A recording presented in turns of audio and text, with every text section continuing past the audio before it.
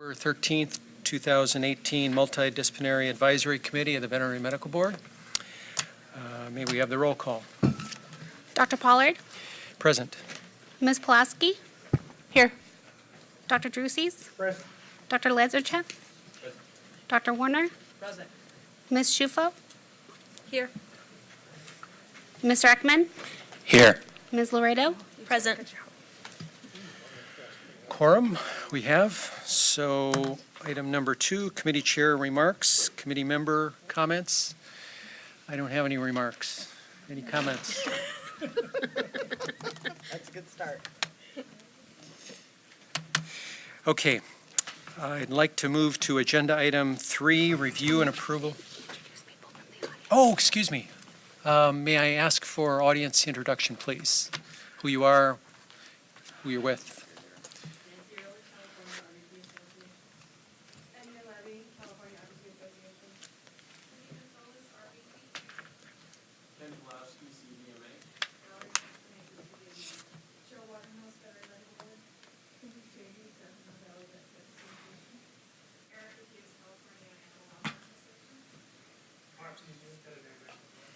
Thank you all very much. Agenda item number 3, review and approval of August 28th committee meeting minutes.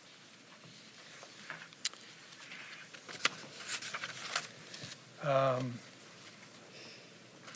just note a typo on page 2 of 5, item number 4. That's Dr. Kevin Lazarchev.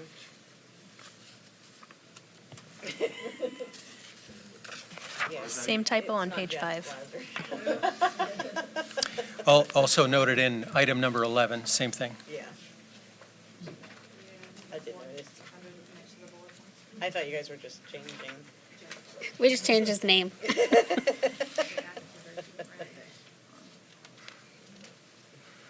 And then one other item, minor addition on item number 10, page 4 of 5, in the MDC assignment priorities.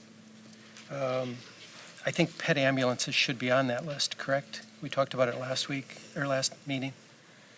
So I would add pet ambulances to that priority list, please.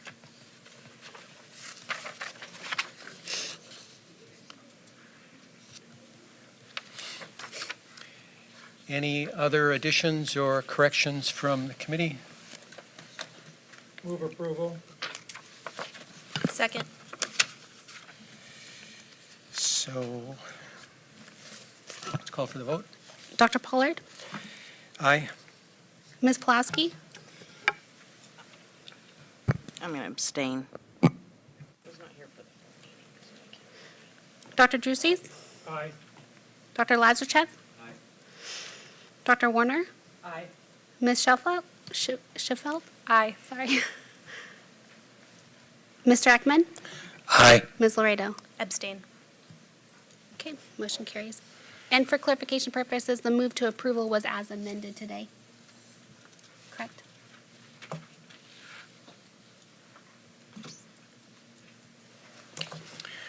Okay, moving on to agenda item number 4, executive officer report. Jessica. All right, so this is a new item for the MDC. It's typical for us to present this information at a board meeting, but we felt it was helpful for the committee to get an understanding of where we stand on the internal workings of the board.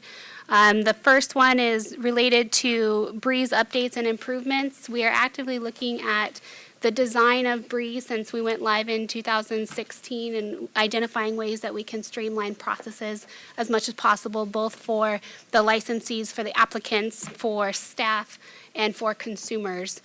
So we're looking at some big ticket items, our renewals. We're looking at, instead of having a 4-page renewal with a coupon on the bottom that the licensees would then mail back to us, and it goes through our mailroom, it goes through cashiering, and it takes quite a bit of time. We're looking at revising that to a 1-page renewal, and it would refer them to Breeze for online and would save significant time. and also money for postage. And on the bottom of the one-page renewal, we'll have a QR code where people can use their smartphones and quickly access Breeze and renew during the same day. Where if they were to do the paper application, it could take several weeks for processing. So this is a pretty big improvement that we're looking at. Another big improvement that we're looking at is the application status. We are working on deficiency template letters, trigger letters, and then we're publishing that to the applicant, which means as soon as they apply and we start the processing, we can update their account online to where the applicants can go and check the status in real time of their application. They can also see what deficiencies that they have to hopefully streamline that process as well. So that should be a more transparent process for the applicant, and it also should cut down on a significant call logs that we get for people looking for the status of their application. So we're pretty excited about that one. Another one we're looking into is building more interfaces with the national exams for both the RVTs and for the veterinarians to get that data directly transmitted from their database to ours instead of the manual entry. So that should cut down quite a bit on processing times. For our outreach efforts, we are looking at using DCA Public Affairs more often. We provided some samples of some work that they've done for us thus far and for other boards, and we're looking forward to kind of capitalizing on their talent to get the word out, communicate better to our licensees and to the public as well. We also are looking at more ways to improve our listserv and the make it more reader friendly. I don't know, is everybody subscribed to our email list? So it's it's text heavy, and it's not really reader friendly. And so we have some coding that I implemented from optometry, and so that should be rolling out here shortly as well.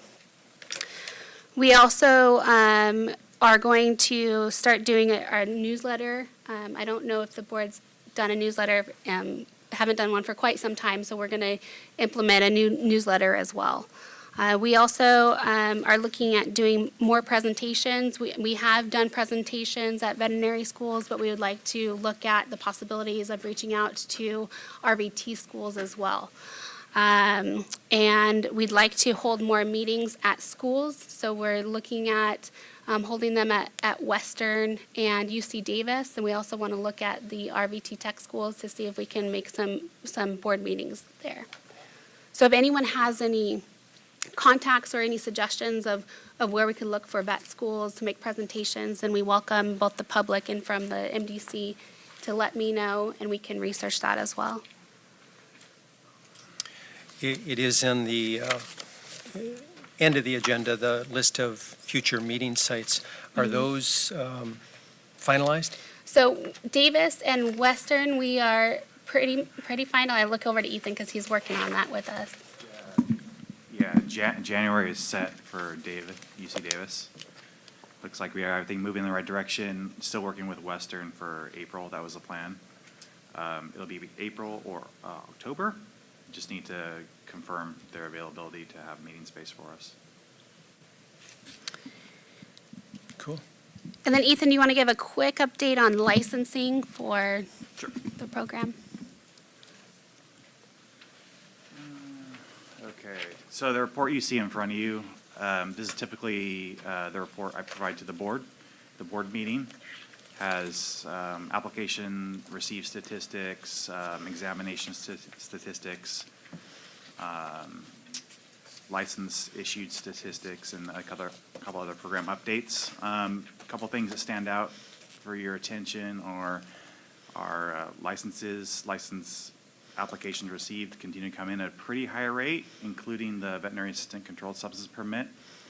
So it's tremendous workload for staff. The vet and RVT, I know I don't have the historical numbers here going back multiple fiscal years, but those vet and RVT numbers are up this last 17-18 fiscal year. That's a high watermark for us. That's about it. If you have any questions, though, on any of the data presented or information, I'll take your questions. Thank you, Ethan. For enforcement, we are fully staffed. It's been the first time in a long time. We do have our new enforcement manager, and right now he's focusing on learning the processes and mapping them out, working on procedure manuals, and working individually with staff to find out exactly what the existing processes are and identifying any potential improvements that we can do. We're working on pulling existing data to identify better trends for enforcement. We're researching what's causing the significant increase in enforcement cases. We are receiving over 1,000 complaints a year, which is almost doubled from prior years, and so we're researching that.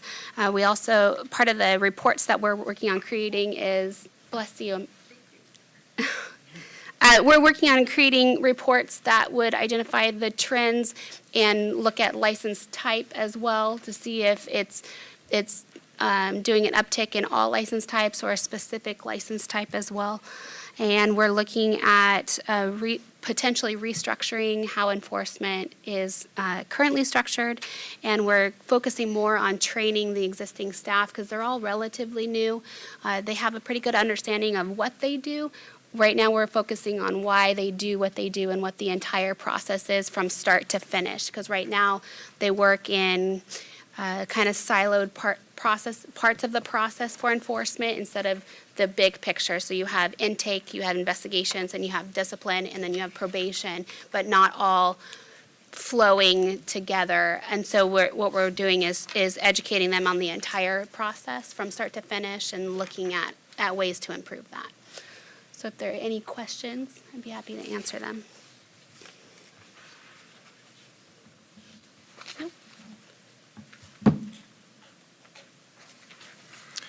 Okay, agenda item number 5. Oh, I'm sorry. Any public comment, please? Questions from the audience?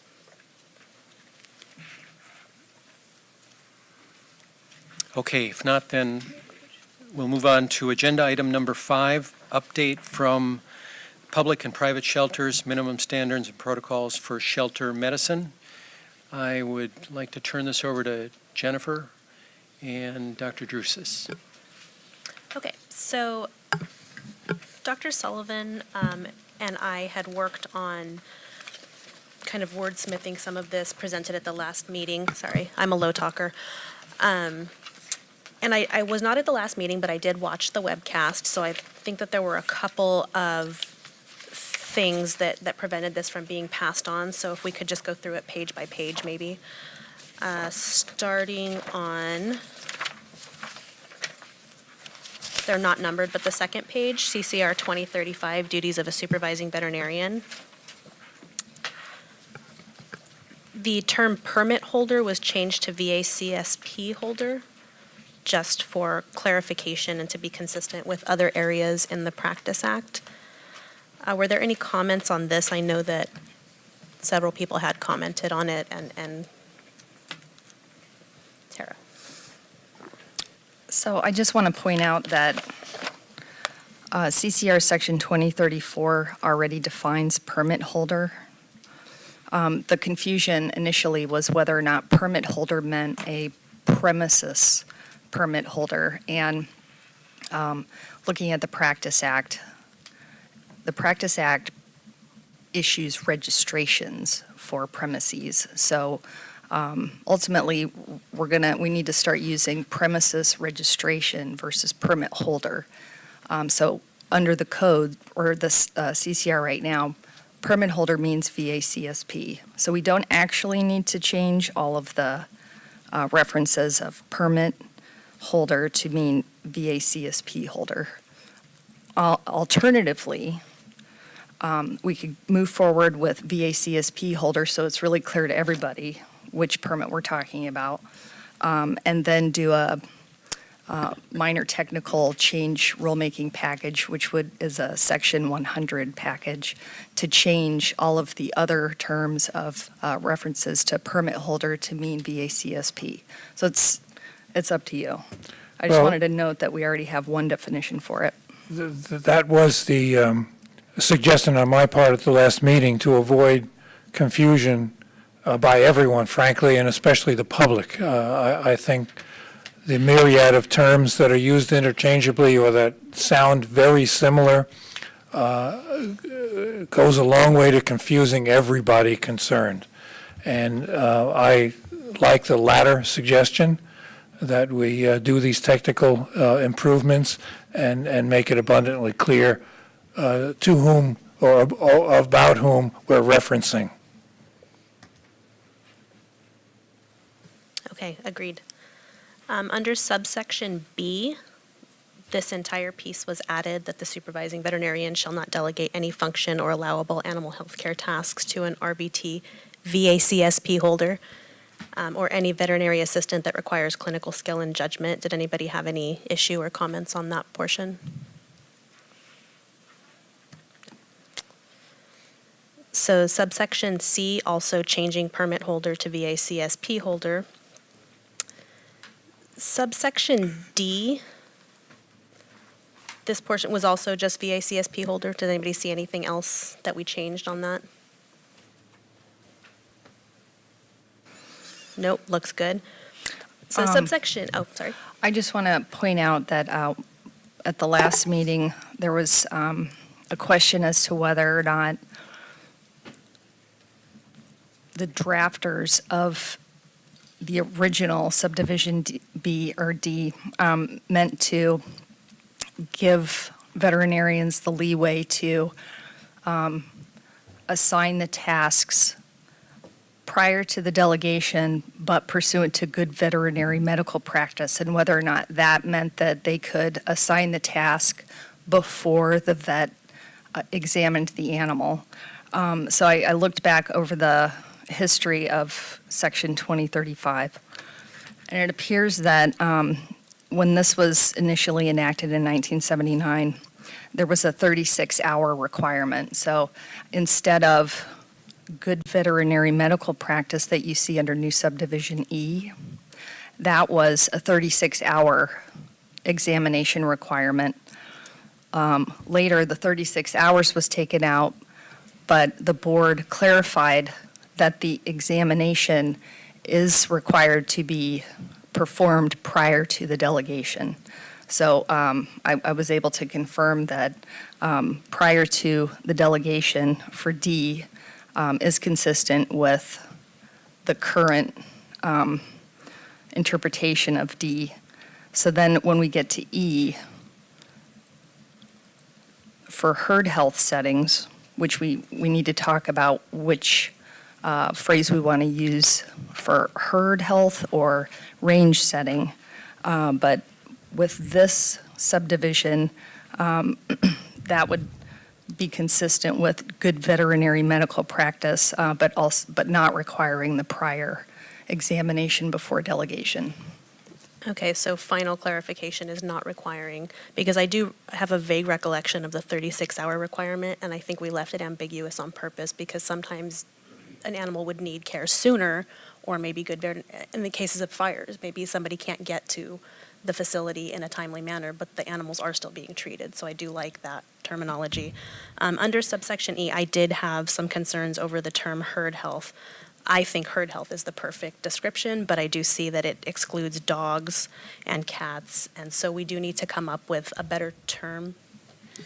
Yes, I think we need to keep herd health situation or range situation for those ambulatory practice applications that we would see in certainly more rural areas or in a dairy, for example. I just was wondering how difficult it would be to technically change herd health setting to animal shelter setting, since this is a summary of minimum standards for animal shelters. An animal shelter situation would exactly describe what the circumstance is. I think range setting is confusing to me also because I think of out in a remote location. So I'm fine with animal shelter setting if everybody. My understanding, we haven't actually defined animal shelter though either, so that's my understanding, correct, Tara? Well, I would point out that 2035 is the general application of the duties of the supervising veterinarian. It's not just aimed at shelters. So if we change E to be directed solely at shelters, then we lose any exemption protection for non-shelter settings outside of a hospital. So when someone's having to examine an animal on a ranch, or many animals on a ranch, they would, if we change this to just shelters, they would have to somehow conform to D. So I think the point with E is just trying to provide the exemption for prior examination for range setting, which used to be defined under the regulations, but at one point we took it out. And we do need to deal with range setting because it's currently being used in Section 2038 for multi-skeletal manipulation, the MSM regulation. So we're using that term, but we unfortunately struck the definition of it after MSM was enacted in 1998. So I think we need to pick one, have a solid definition for it. It's either herd health. What I have here on page 2 is I researched, I took a look at what Texas is doing because obviously they have a lot of ranch settings for veterinary care. And that's where I got herd health setting. And their definition excludes dogs, cats, and any animal in individual training or any animal that competes as an individual. We don't have to do that limitation. This is just an example of how we could define herd health setting. But it's up to you if you want to maybe go back to defining range setting or moving in a different direction with herd health setting. Yeah, my initial thought was to change the definition of herd health because that does seem like an appropriate term for a group of animals. What's the committee's feeling on this?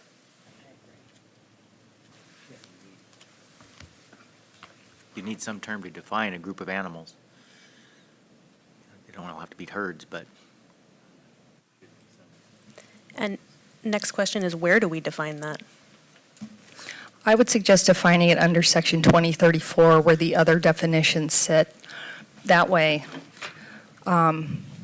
it's under definitions, and then potentially later on we change or modify multi-skeletal manipulation as well so that it pertains to herd health rather than range setting.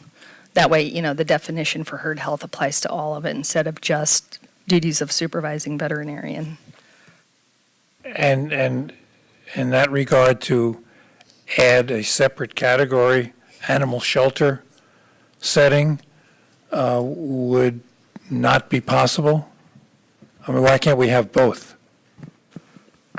We are providing the exemption under 2035.5, duties of supervising veterinarian animal health care tasks for RVT, VA, CSP holder, VA in shelter setting. So that provision is separate. It's going to be separate from the general application under 2035. Turn the page. We don't want it here because this is general. This is too general. This applies to everybody. So in the interest of moving on with this language, would we be able to accept as amended, presuming, and then add the definition of herd health to 2034? Is that something that could be done separately? I know this language has been floating around for quite a while, so in the interest of moving it, what would be our best procedure on that? I think ideally you add 2034 to this rulemaking package to add the definition for herd health setting. You could use the one I have here, tweaking it slightly, but I think it's probably a better idea to bring this back to the next meeting to add 2034. Otherwise, it's going to go to the board, and they're going to question, well, what's herd health? What does that mean?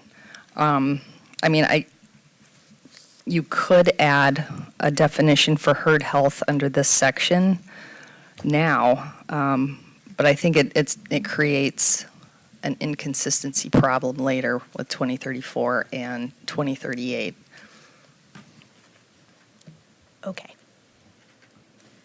Should we decide what the committee wants to do on that? Is there a motion? If we agree to keep it as, I mean, either, let's just start with herd and vote on that. I don't know that that's something we need to vote on, but if we go forward, obviously, our term herd in this context E includes dogs and cats, unlike Texas. Does the definition in 2034 that you refer to, Tara, do we have to do something else today to agree to herd health now?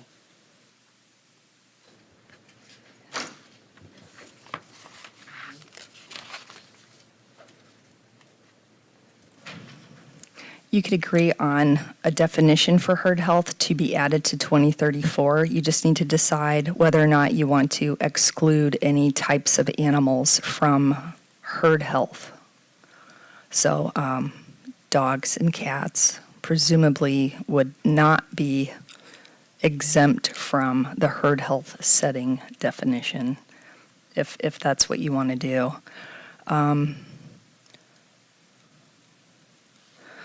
This is why I think it's probably a better idea to bring back a proposed definition for herd setting so that you can see the language and contemplate whether or not there needs to be any exemption from the herd health definition.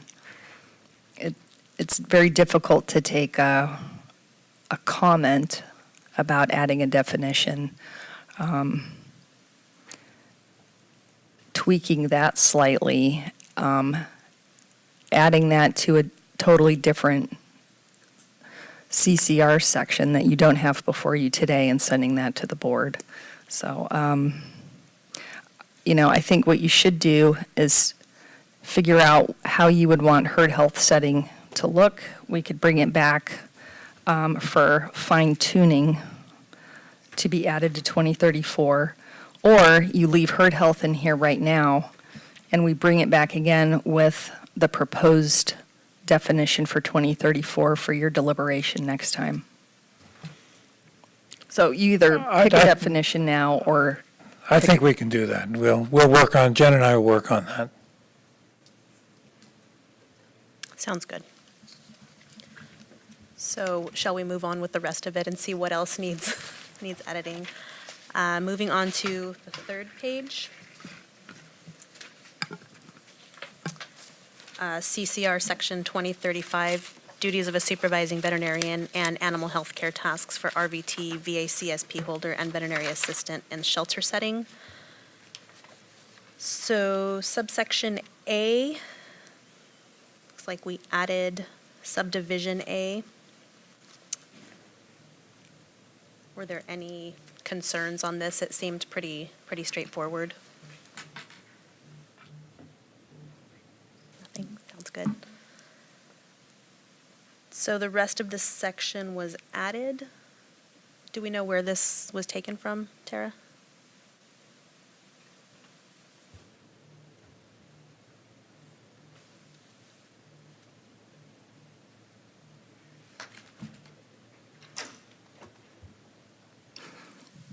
I believe you saw most of this language at the last meeting, but all of this is going to be a new CCR section.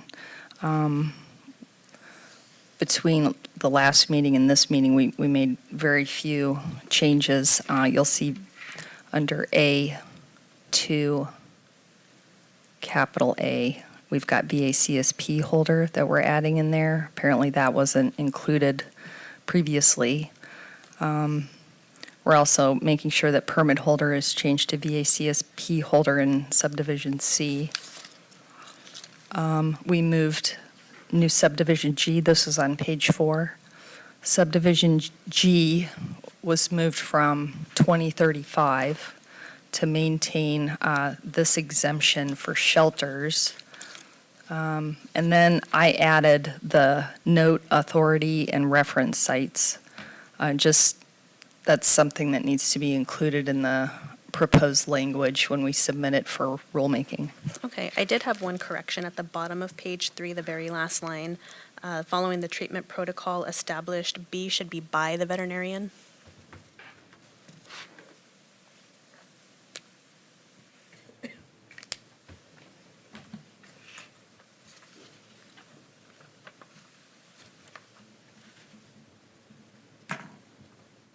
Are we good on these 2 pages?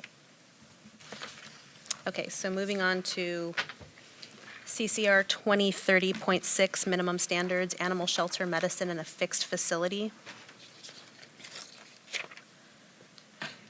This I've looked at several times, so if anybody has any concerns, I think this was pretty well discussed in previous meetings and with the subcommittees, the multiple subcommittees that have worked on this. Did anybody have any comments or concerns?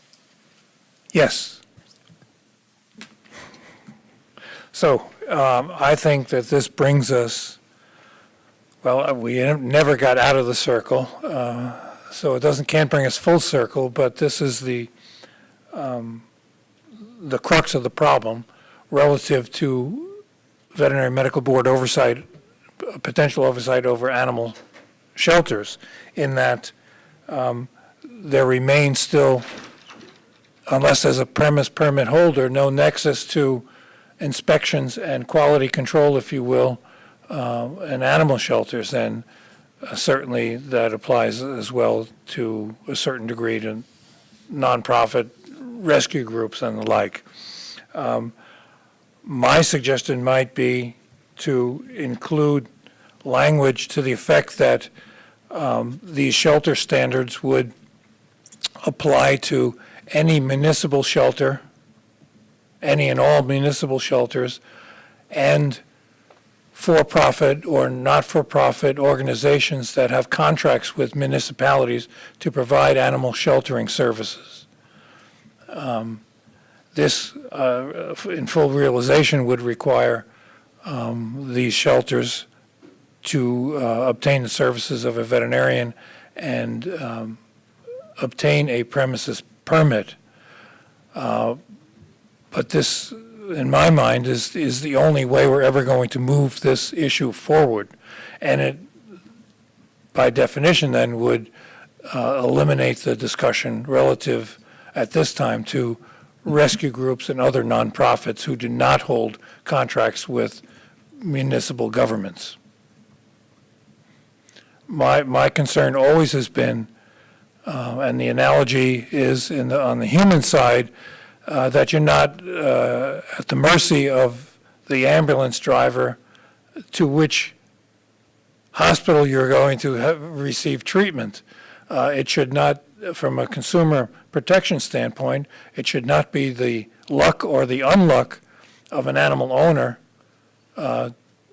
for an animal to be picked up in a jurisdiction that may not be providing the level of care and oversight that the Veterinary Medical Board, in its protective mode, should provide to every animal owner in the state, not just those who live in jurisdictions that have a veterinarian as a premise permit holder at their animal shelter.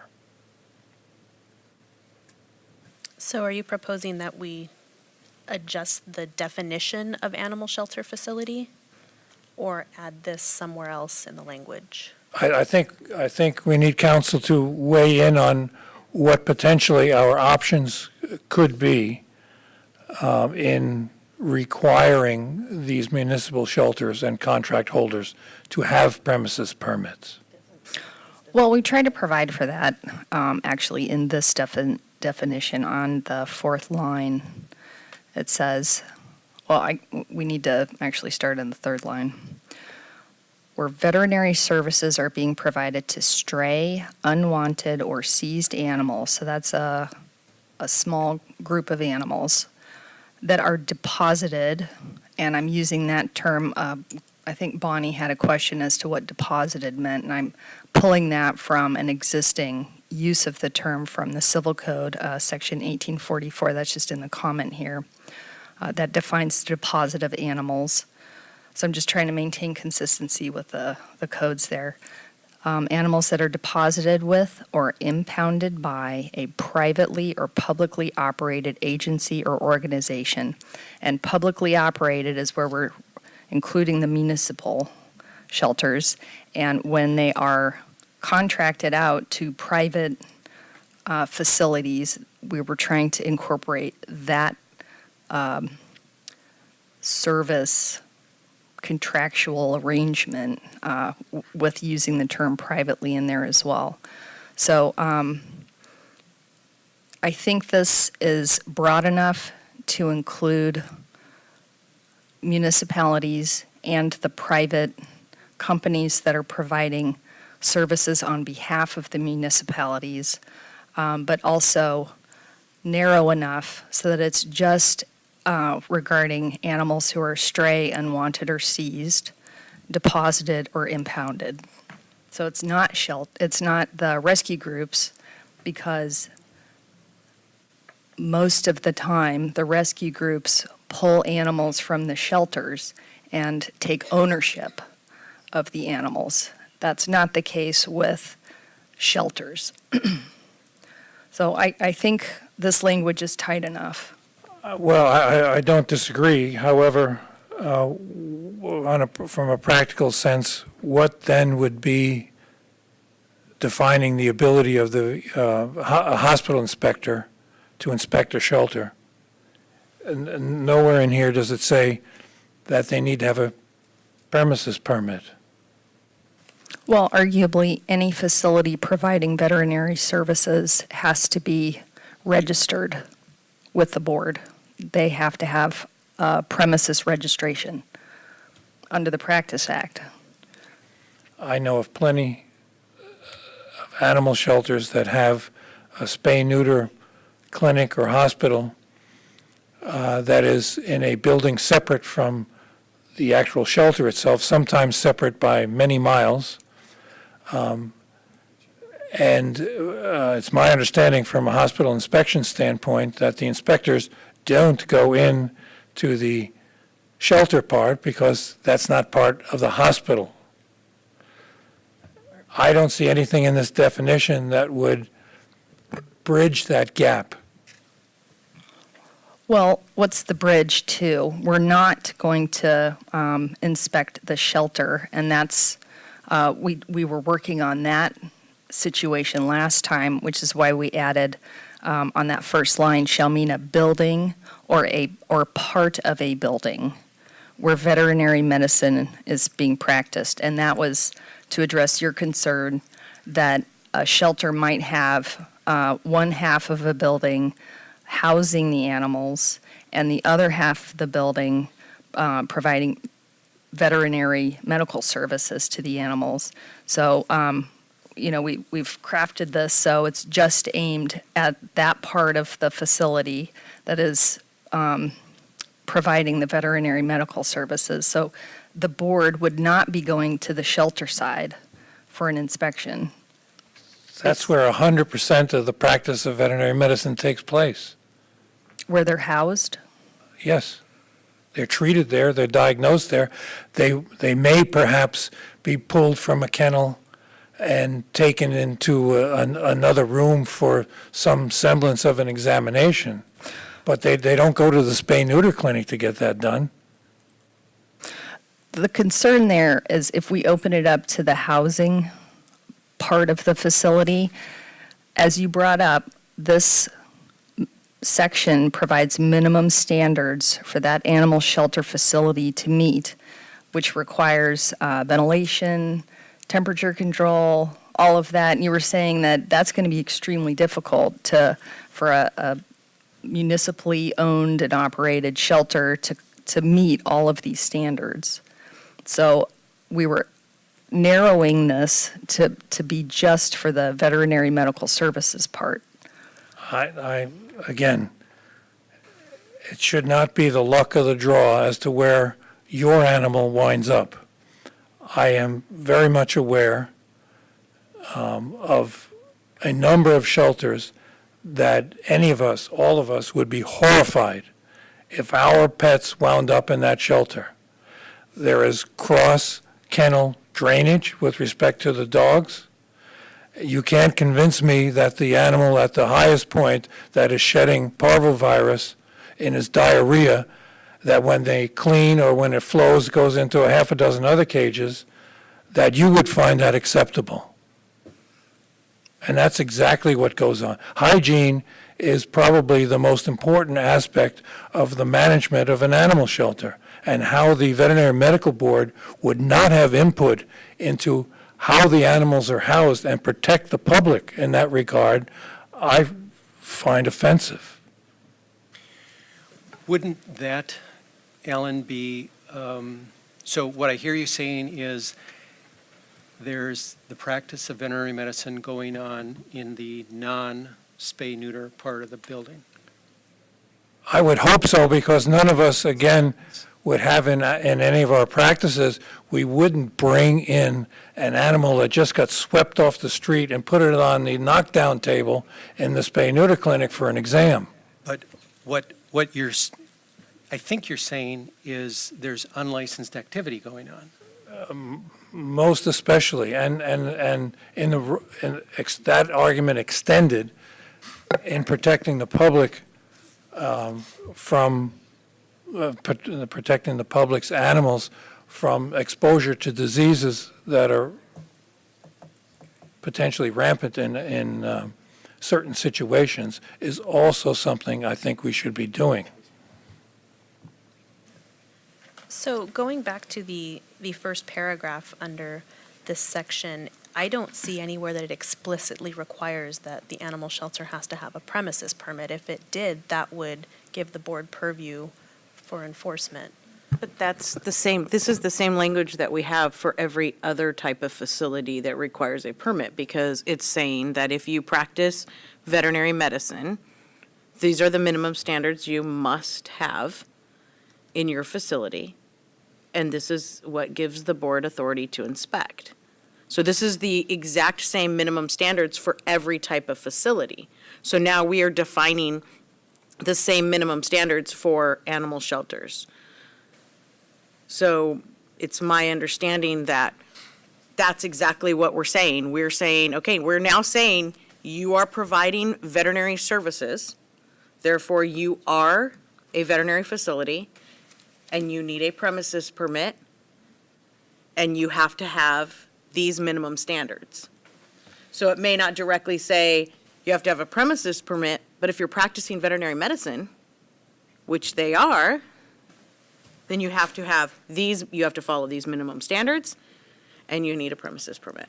Okay, so setting aside the potential for unlicensed activity in the shelter portion, Yeah, I think setting that's that off aside. topic personally, but. So we're all in agreement that this section does require a premises permit. Just from me reading this section alone and not looking at the others, it doesn't seem clear to me, but are we all in agreement that that's a requirement? I do. I don't think that there's anything different from this than anything else in any other facility. I think Erica has a comment.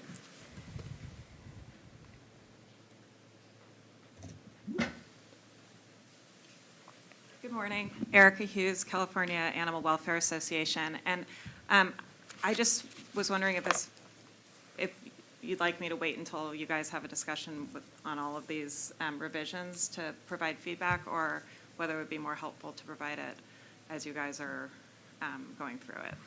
I do have a letter that I... Yes, the letter you sent to us last night. I think the best way to handle that, Erica, is to consider that public comment, because given it isn't in front, or until 30 minutes ago, in front of the committee until now, I don't think we can adequately address the details of that. but to consider it as public comment. And then what I'd like to suggest have done is a subcommittee be developed, then to get into the meat and potatoes of those points. But we can talk about them. Okay, thank you. So I don't know what local laws there are to enforce the sanitary conditions of a shelter where animals are housed. That might be something that the subcommittee could research, because a lot of these are locally provided public services. So we need to figure out how local agencies are, if they are, reviewing, inspecting. They are not. You know, I acknowledge, I realize that oftentimes this is a financial situation where they can't afford or don't want to afford certain things. But to my knowledge, there aren't any public health agencies or animal control agencies that go around looking at these things. Oftentimes, the contracts are comparing apples and oranges, in that the jurisdiction will go for the cheapest price, closing a blind eye to what the actual practices are, because they don't want to have the budget capacity to do the right thing. Again, I don't think that any of us would have, and it would be a violation in our hospitals to have, just using as one blatant example from my standpoint, cross-kennel drainage in an animal hospital. That would not be permitted.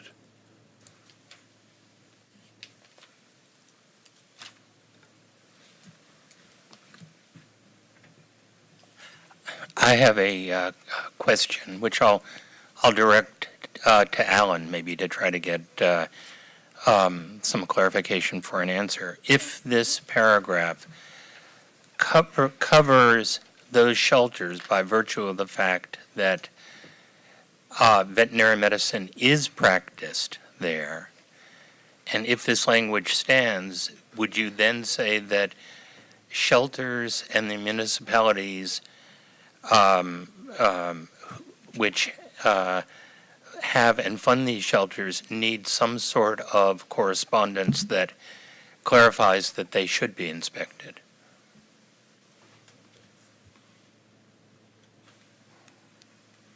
I'm not sure I fully understand your question, but since the word "should" is in there, I think is a great example. Yes, these things should be happening. Is there a snowball's chance in hell that they would be? No. Left it up, we are all humans and a collective of human beings, and left it up to our own devices, we generally choose the path of least resistance. And in this case, it's a financial burden, potentially, that they would rather not deal with. And I think my concern at this point is I don't want to leave us open to any loopholes or any differences in interpretation. An animal shelter facility that's providing veterinary medicine should have a premises permit, and I want to be sure that we're not excluding that in any way, that we're going to pass this language through and then find out. We had a completely different committee sitting here a few months ago that was trying to interpret the definition of something else. The way we interpreted it was one way, but it wasn't explicitly spelled out in the Practice Act that way. So I want to be sure that we're all on the same page with this, and that anybody from the outside reading it will interpret this the same way that a premises permit is required. Kevin? Isn't it the law of the land where veterinary medicine is practiced? You have to have, not should have, you have to have a premise permit. That leaves the municipality who's contracting with whoever, it's their obligation to find these. We can say as much as you want, but it's the law of the land now, they have to have it. There are plenty of animal shelter situations where they have a spay-neuter facility, and they do have a premises permit strictly for that hospital situation. The inspectors don't go into the shelter. And you can't convince me that there is not somehow veterinary medicine being practiced in exactly that situation. But you're talking about completely rewriting the whole, Practice Act to include every aspect of every shelter. Well, up until a few years ago, it was one size fits all for hospital inspections based on small animal hospitals. It was not taking into consideration any other kind of practice type. This has been, if I understand it correctly, this has been an effort to tailor a inspection ability by the Veterinary Medical Board of facilities that are not the classic small animal hospital, that in this situation is an animal shelter with or is a spay-neuter facility with ancillary activities where the practice of veterinary medicine If the practice is of veterinary undertaken. medicine occurs there, they have to have a premise permit. Yes, That's the law. correct. Nobody denies that. So what would? Because changing these this places language- don't have premises permit, and the vet board has no ability to inspect them. Yes, they do. They do. It clearly states, all premises where veterinary medicine, veterinary dentistry, veterinary surgery, and the various branches thereof is being practiced shall be registered with the board. And then it says, premises for the purpose of this chapter shall include a building, kennel, mobile unit, or vehicle. And then it goes on. We have clearly defined it right here. There's no reason that anybody can then. That's why we've gone through. No other minimum standards description states anything other than what we've done. They've just taken the description of minimum standards from other things and moved it into this. Christy, what section was that? That is, it's on page 30, so it's on 4853. So it describes exactly what we need. That's what we're doing, is we're now defining it and making sure that there is no loophole, there is no way out of this. We are now stating we have minimum standards for animal shelters. We have defined it very clearly so that the inspectors know they can go in there because veterinary medicine is being practiced. We have made it so that there are minimum standards, so it's clearly defined for animal shelters, and that they have no reason to think that they do not have to get a premises permit, because it is clearly defined just as it is defined for any other type of veterinary setting. That's what There's no loophole. What more could we add? We really mean it? I mean. I know. Well, yes. Is left. I we don't, there's could- nothing else we can do, Alan. There's nothing else we can do. This is clearly defined. We could really mean it. And here's the example. So we have 4 shelters in Riverside County that we operate. I have premises permits for all 4 of them. One has never done any surgery. It's in Blythe. It's in the middle of nowhere, with all due respect to Blythe. I've been probably inspected more than everybody in this room, more frequently. When I'm with the inspector at, for example, the Riverside shelter, they only come and look at the spay-neuter facility. I invite them, the inspectors, to come look in the animal shelter side of the house, because I know we practice veterinary medicine there. They refuse. That's not part of their job, I'm told. But that's maybe something we could take up with the. But my point is that if you don't have a premise, those facilities, those animal shelters who do not have a spay-neuter clinic associated with it, they don't have premises permit. The inspectors do not and cannot go in there and inspect because they don't have a permit. That's a separate issue, though, Alan. But that's unlicensed activity. They should have one. But it's not even that. I think it's a separate training issue with our inspectors, that we just, with our enforcement, and I think that we just need to, handle that separately, and it's a training issue. Miles away, miles of separation between the clinic and the shelter. And you're going to tell me that we're going to go marching over to the shelter and inspect that? But not every shelter may be the same, and not every shelter may have it set up that way. And we can't treat one shelter just like we can't treat every veterinary hospital exactly the same. And so I think that inspectors have to be trained to handle every situation differently, and they need to be able to be trained how to perform an inspection in a shelter. And I think that that's a training issue because this is going to be new for them. We have to be able to train them on how to handle it.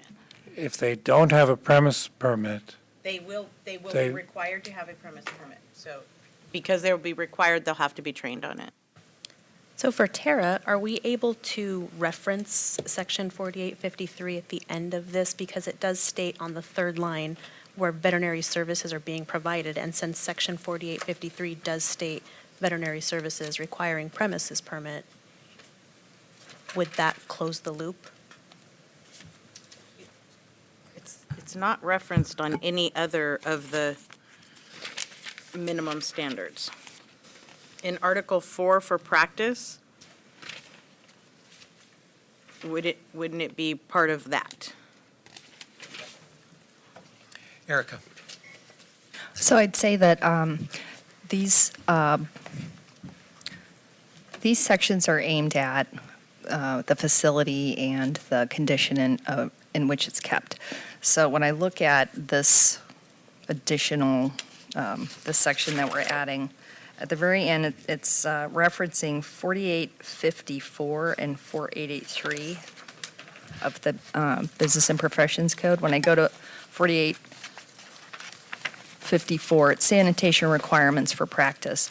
That is aimed at the facility. It's not about the requirement for a registration, a premises registration. It's about the facility and the cleanliness, the sanitary aspects of it.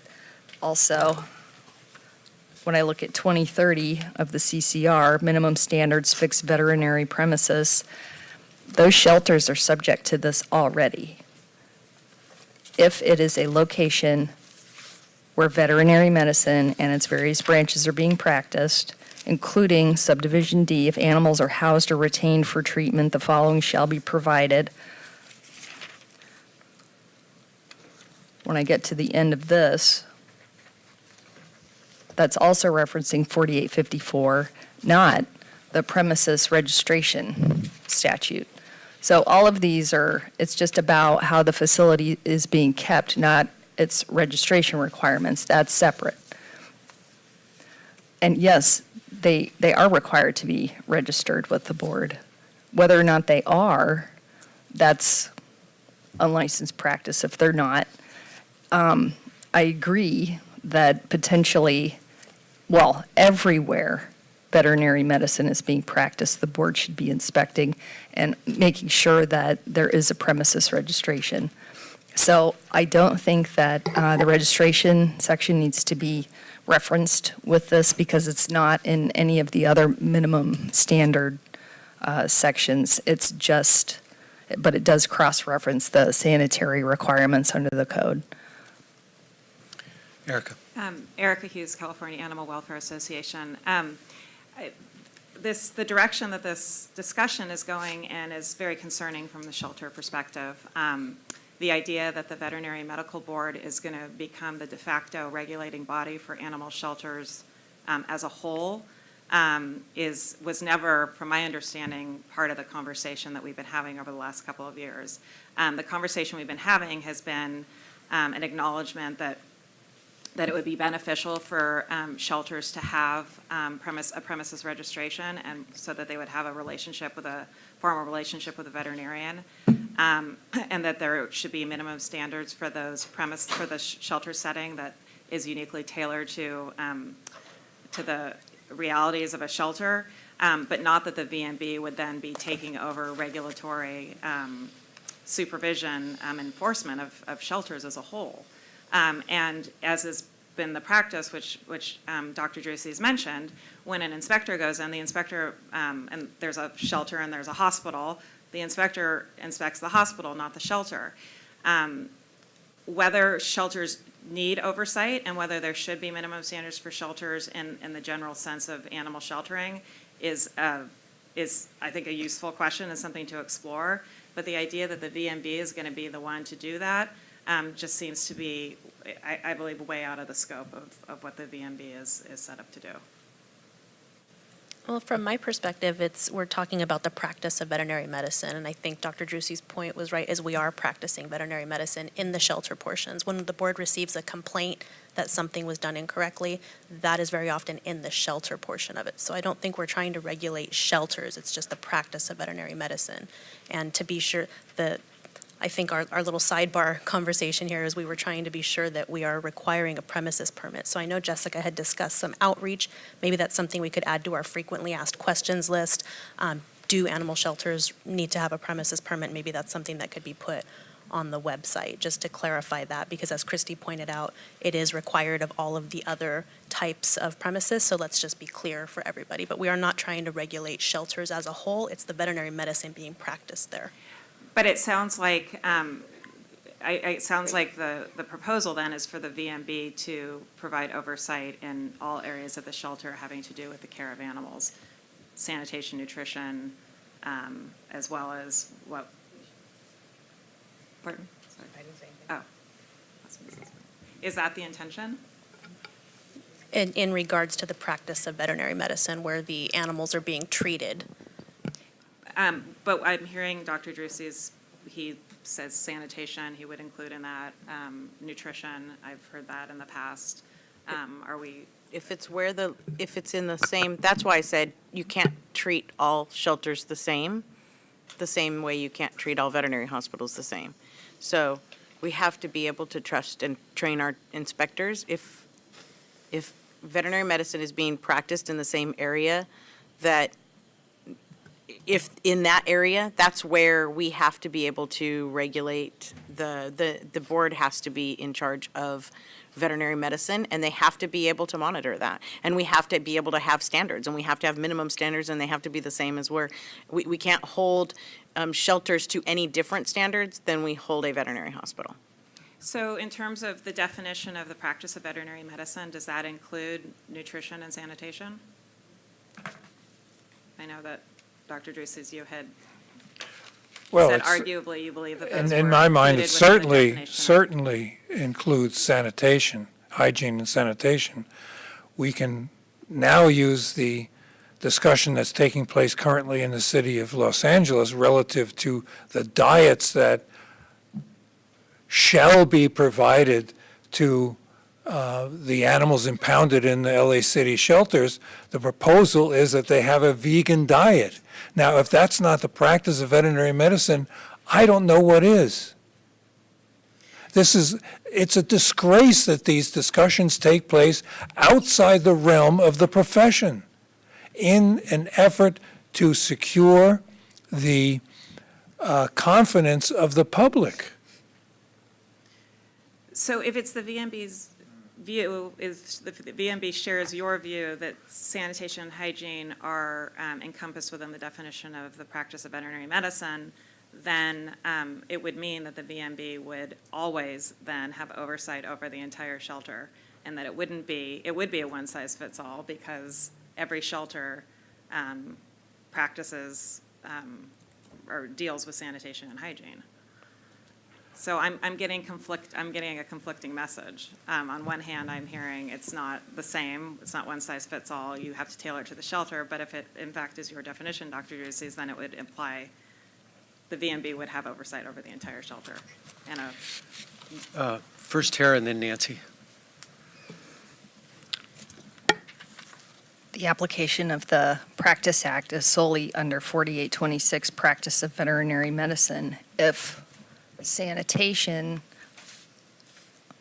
is an issue where the veterinarian, the RVT, the VA are providing veterinary medical services, that's what needs to be inspected. If it's just where they're housed, I think we keep, we're going around in circles here. If it's just where they're housed and no veterinary medicine, surgery, or dentistry is being performed on those animals, the board is not enforcing any standard at that facility. I agree there needs to be some enforcement over it, which is why I'm suggesting we get more information of who inspects those shelters where no veterinary medical services are provided. So I want to clarify that I think what I'm hearing is you're concerned that just because it's an animal sanitation issue, suddenly the board is involved, even if no veterinary medical services are being provided. So, no, I don't believe that this Practice Act extends to shelters where the animals are being housed, and that's all that's happening. There is no veterinary medicine practice. That is our concern. So if, that's the distinction. We're not trying to enlarge the board's authority here, but if there is a practice problem and the conditions in that facility where it's being practiced, that's a concern for the board. As far as one size fits all, we have various minimum standards for different types of facilities. We've got the animal, or the fixed facility. We've got the small animal clinic. This is, what's in front of us right now is about animal shelters. So, we're making it very clear that the shelters also have to comply with this. Today, arguably, they would be subject to fixed facility minimum standards. So we're clearly trying to tailor something that's not one size fits all. We're aimed at just the animal shelter issues, and we're tweaking them for just that purpose. But yes, if there is a practice, animal medicine going on at the facility, it does concern the board. But, I'm just trying to draw the line here, so that it's clear. If it's just where they're sleeping and they're not being cared for, their wounds aren't being cared for through the practice of veterinary medicine, then the board is not inspecting that. These are animal shelters. They are not kennels where we take our beloved little foo-foo for the weekend when we go off to Las Vegas. These are animal shelters. And sometimes bad things happen in them. Nancy, you had a question? Okay, good.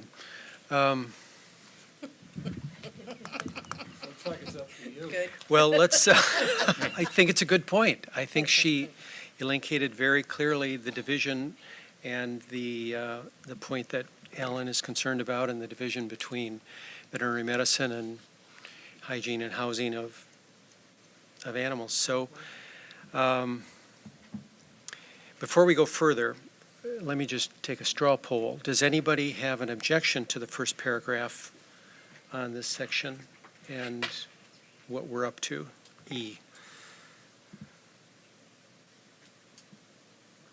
You in particular. He's looking at you, Alan.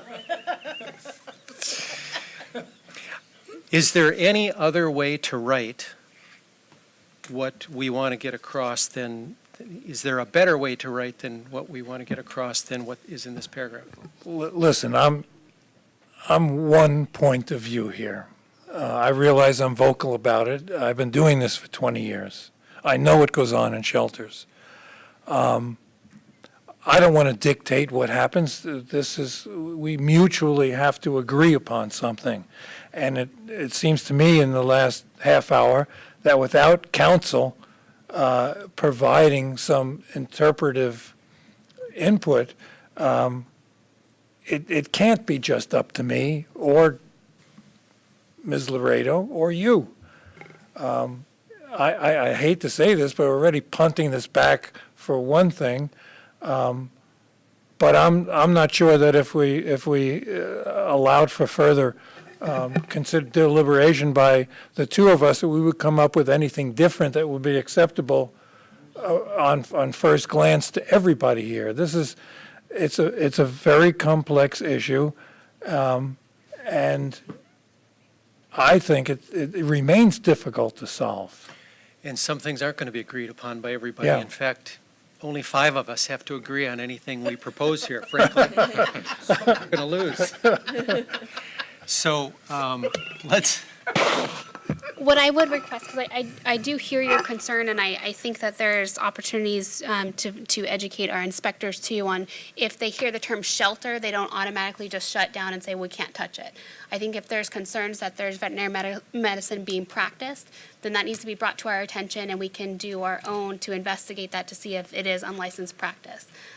We can do that through various ways, one of them being an undercover investigation to determine what's happening.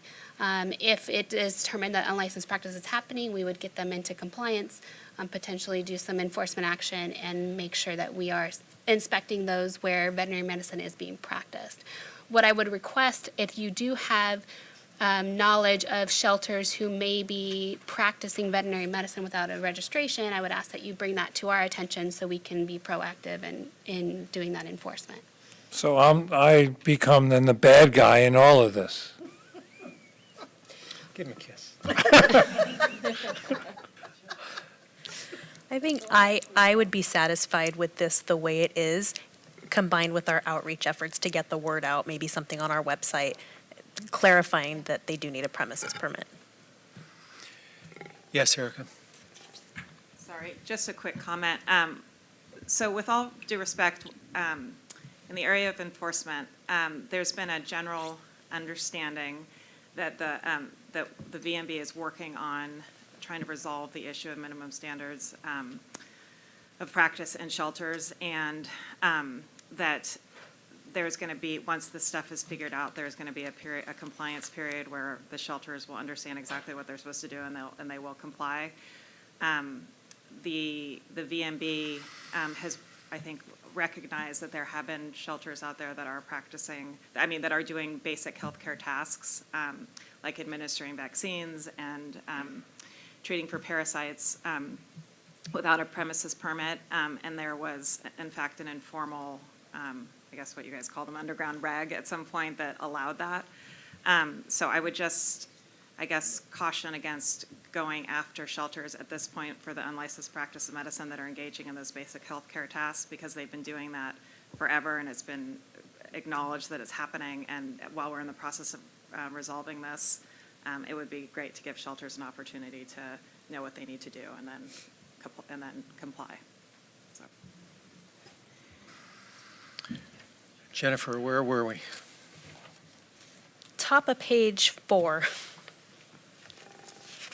First paragraph.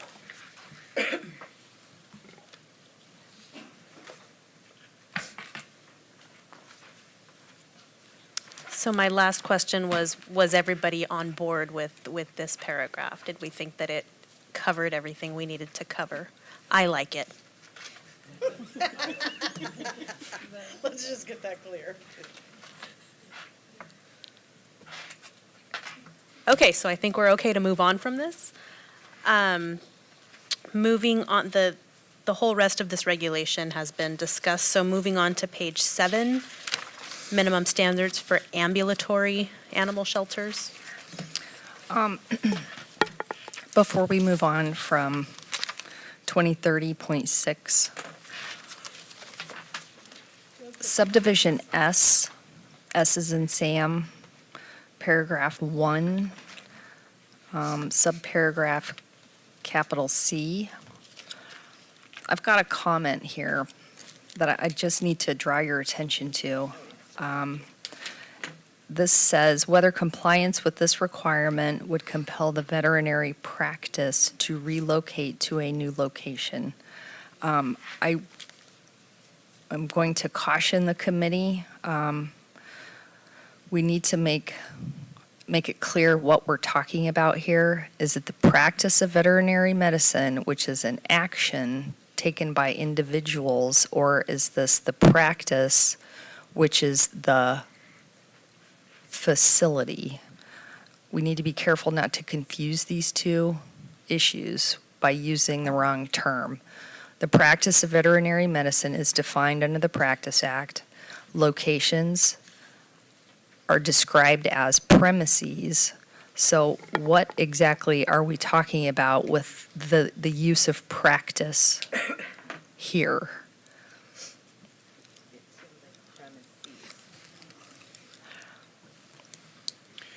I too, I read that to mean premise. That's what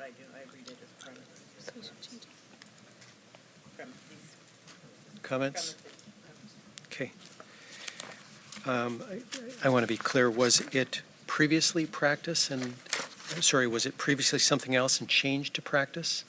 Or is this original language, it's highlighted, but there isn't any color? I think that that was what we saw last time, but the issue has come up under the alternate premises language that's before the board. So when I was reviewing these minimum standards in front of the committee, I noticed that practice is kind of hanging out there in this way, so I added this comment just to make sure that we tighten that up. So could we change the word practice to premise and be good? Yes. Any objections? Okay, done.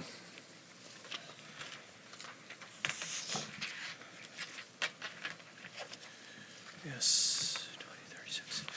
Okay, Jennifer, you were saying ambulatory. So, yeah, 2030.7, animal shelter ambulatory medicine. We did have a comment in the first paragraph. Right, this is the same issue.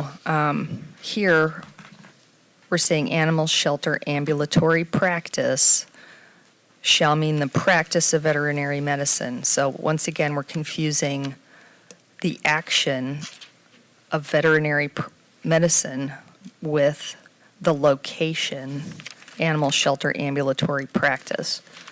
So I'm going to encourage you to change the term animal shelter ambulatory practice to something else that shows that it's the premises or location rather than the action, which is practice of veterinary medicine.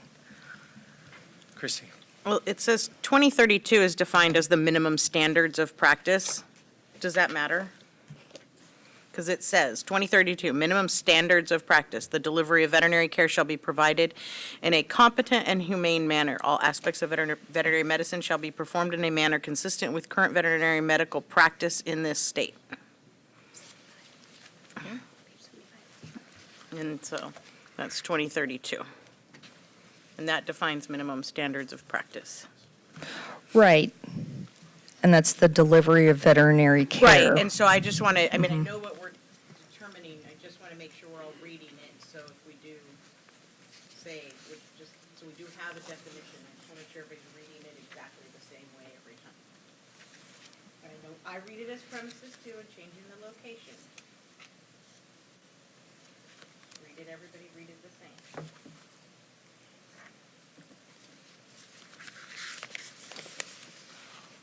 So what term do we like for replacing that with? I read it as location still, I just want to make sure. So I would do the same as the section we just did and change the word practice to premise. Correct? All the other ones say, every single one of them say practice. So right now, under the CCR, we've got minimum standards for small animal fixed premises. That's 2030.1, page 72. Then we've got 2030.2 on page 73, small animal mobile clinic. And then we've got small animal vaccination clinic. So today, we're using premises and clinic. And it seems like when we're talking about the mobile location, we're typically using the term clinic for that. I know that Dr. Sullivan was not in favor of using the term clinic, but I think we do need to get at trying to describe what the mobile unit is. Because this is, ambulatory, so it's mobile. And it's outside a fixed facility, which is part of the definition of this. May I ask a stupid question? I've been concerned of what the intent of this actually is. If we look minimum standards, animal shelter ambulatory medicine. So are we to interpret that as being a veterinarian who has a essentially house call practice that is geared towards animal shelters, or a component of a house call practice that is geared toward providing services to an animal shelter? Is that the intent of this? Because if it is, why do we need to mention it at all? A house call practice is just that. Whether they go to Fifi that's in the condo, or whether they go to an animal shelter with 1,000 animals in it, in inventory. Yeah, I don't know what this is needed for. I don't know if this is the situation where local shelters are going to, areas where there are a lot of stray cats, and, there's just hordes of stray cats, and they're doing what they can to, treat them for rabies or something. I don't know. I'm just saying this might be what that's aimed at. But it's still a veterinarian who is performing those services, who in theory is licensed by the board.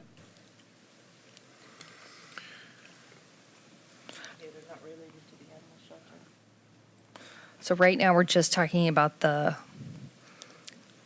mobile facility, not who is performing the services. But I think his concern is that this doesn't exist. That's the concern, is this facility does not and should not exist. Val? Valerie Fenstermaker, CVMA. We had a lot of task force meetings on all of this language, not just this, but everything else that has to do with ambulatory practices, house call practices, whatever you want to call all of them. And we went through a lot of terminology. My concern is if what we're talking about here is a practice type, which is very common in veterinary medicine to talk about different practice types. So my concern is if you change that to premises, you're saying that a premises shall mean the practice of veterinary medicine. It's really the practice type that's the practice of veterinary medicine. So there's all different types of practice. And it's very common when you're in the veterinary world to talk about practice in many different ways. So I would caution you to be real careful if you start replacing practice, because I know it sounds strange, but we kind of all know what that means when you're talking about a practice type versus a facility that's the practice.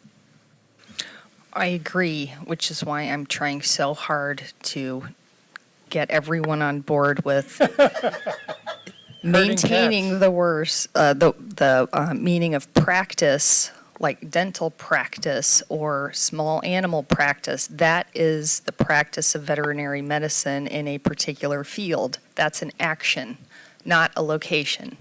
So here, we've got animal shelter ambulatory medicine. We need to do something with medicine because that's not a location.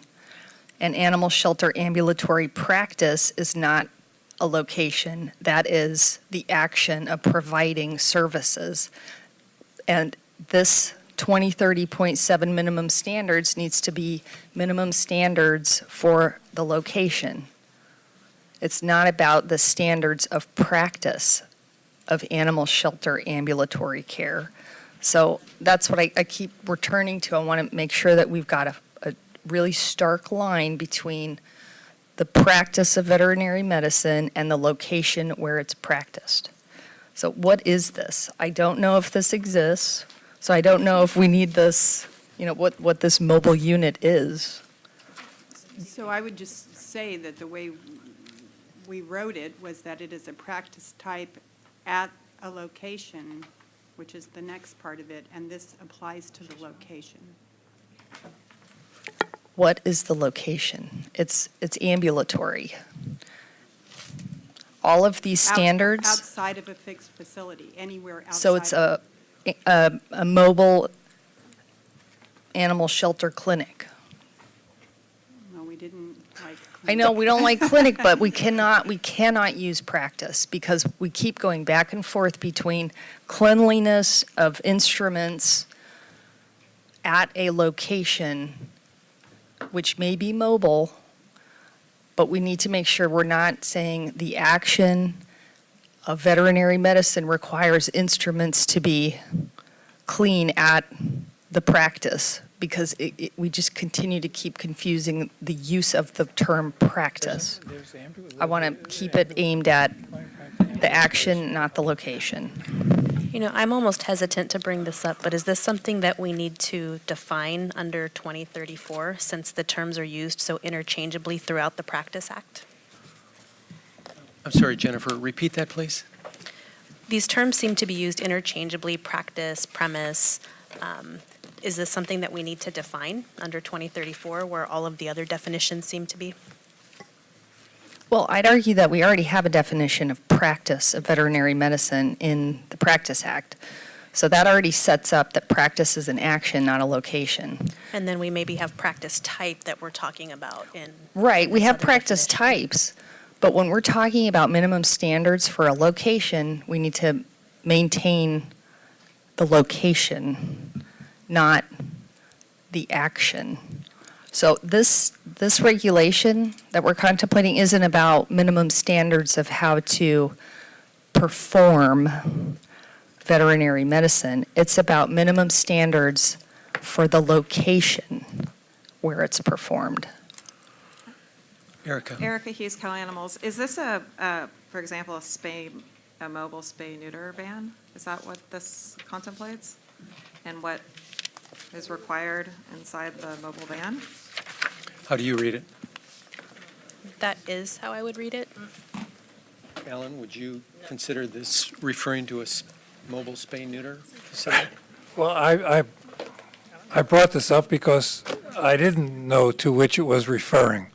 We have a mobile spay-neuter bus that is under the premise permit of the Riverside Shelter.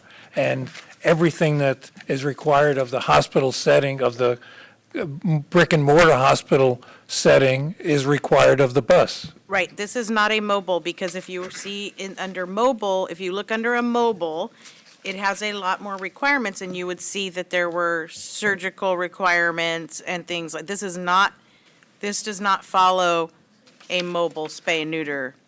So that's why you would have to change this. This is not ambulatory, it would be more of a house call situation. So this is not, that does not fit into.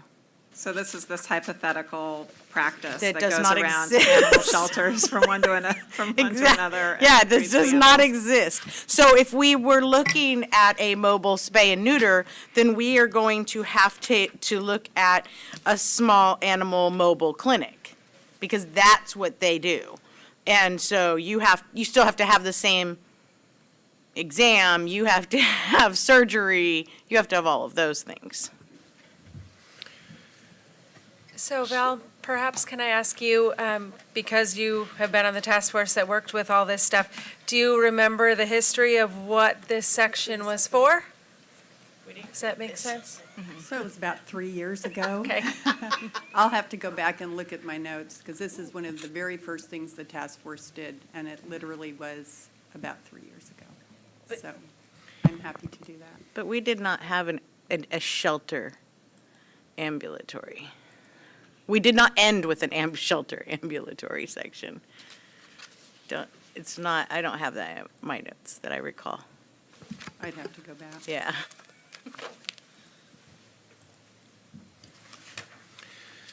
Dr. Nunez? I'll give you an example that it actually does exist. Many, many years ago, when I first started practicing veterinary medicine, I was a veterinarian at a fixed animal veterinary hospital, but there was a small little private animal shelter in the same city that I would go to once a week, and they had a room that they would bring their pets in their facility for me to see, and I would examine them and give orders, and they had isolation facilities. So I guess I was an animal shelter ambulatory practitioner at that time, and I didn't even know it. So that's an example of maybe an ambulatory person. But wouldn't in that scenario, I know a long time ago, but I assumed my veterinary license Exactly. did it, but that might be an example of an ambulatory veterinarian. Okay. Okay. So while we debate whether this exists or not, I would like to ask, going back to the word herd versus range, what did we conclude, and what is the subcommittee going to work on to address that 2035E? Well, I think to be absolutely complete in this discussion, there needs to be one other word inserted into it. So we've got herd, we've got range, but we don't have flock. Because we're leaving the chickens out of this whole deal. And certainly, the chickens warrant veterinary care as well, and do receive it.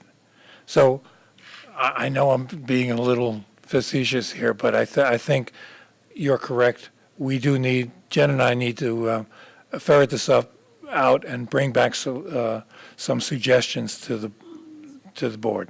Yeah, I have on my to-do that the subcommittee was going to bring back a proposed definition for herd setting to include all of those other terms. I'd also request to work with the subcommittee to research the necessity of 2030.7.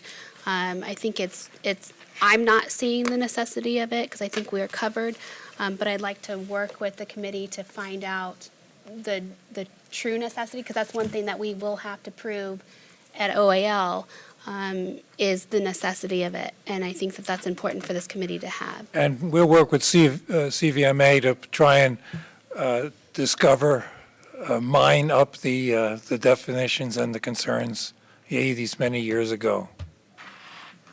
I just wanted to note that now it looks like there's a difference between a herd and a flock, and range setting potentially incorporates all of the unique terms for the group of animals that may be treated outside of the hospital setting on land. We will be sure to include every one of those in our California definition of herd. Ken? Ken Pulowski, CVMA. If you're going to go down that rabbit hole, there's 172 listed definitions of groups of animals, so I don't think you want to do that. But as looking, it does say that herd refers to a large group of animals, yes, especially livestock, but multiple, Cambridge, Merriam-Webster, a large group of similar animals. So I think you're safe with sticking with herd. That would cover flocks, congresses, conventions. Yes.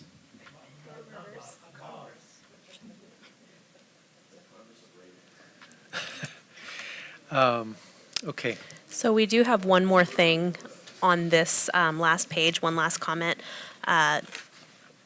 Second comment on page 7, shelter medicine defined. As we're going to be exploring the necessity for this entire section, we can address it later, but I do agree that we should use the same definition of shelter medicine that we used in the previous section.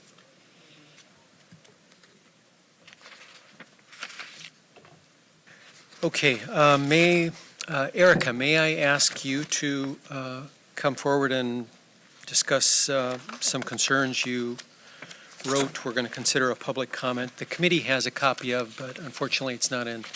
Oh, I lied, it's in the agenda. Right?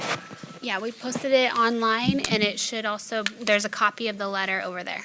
Okay, this is a letter Erica sent last night.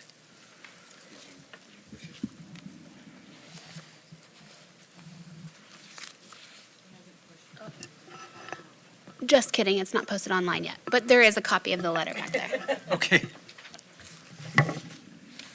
Hi, Erica Hughes, Cal Animals. And before I begin, I would like to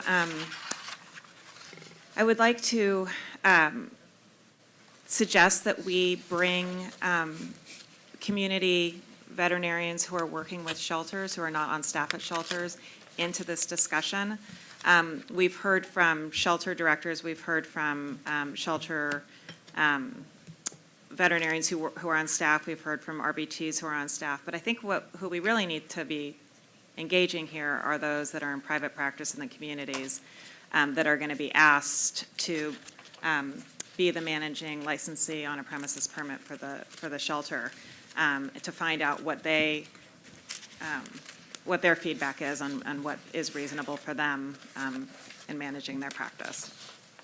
So to that end, I think, this feedback is helpful, but I think I would suggest that there be a working group that brings in those veterinarians as we move through these, so that they can help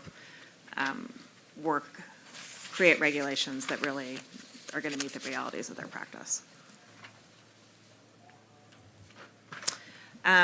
So, do you want me to just go through each?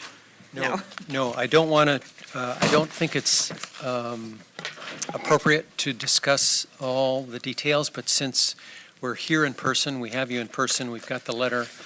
If there's, I think we need to have time to read it and digest it before we discuss it as an agenda item specifically, because there are a couple of new, would be fair, proposals that I just don't think we can make a call on the fly on. And Mr. Chair, if I may, with all due respect, the Brown Act would require that due diligence on our part. So I think that's a foregone conclusion that we accept the input and weigh in with comment at a future agendized item. I think that sounds like a good idea. I think in the interest of efficiency, the idea that I think we need to be part of the conversation in between the MDC meetings, rather than being in the position of responding to the recommendations. I think it's important for the sheltering community, both the shelter directors and the shelter veterinarians, and like I said, as well as the community practice veterinarians, to be, part of this discussion. And it is awkward. It's hard for me. People are super busy. It's hard for me to get feedback in enough time for to be able to present it in enough time for you guys to review it before the VMB meeting. So, before the MDC meeting. So if we could, again, assemble some sort of, or reassemble the working group to go over that in between, I think it would be a more efficient and productive use of everyone's time. Thank you. Any questions for Erica? I do. I think the suggestion of gaining some input from private practitioners who provide services to shelters is a good idea. Can your organization provide a list or a number of such practitioners that the panel, the board could ask for input? Yes. Thank you. Jennifer? Question, in the interest of not violating the Bagley-Keene Act, does this mean that we have another task force? Because I'm sure the other associations would have input as well, and then we're running into meetings outside of meetings.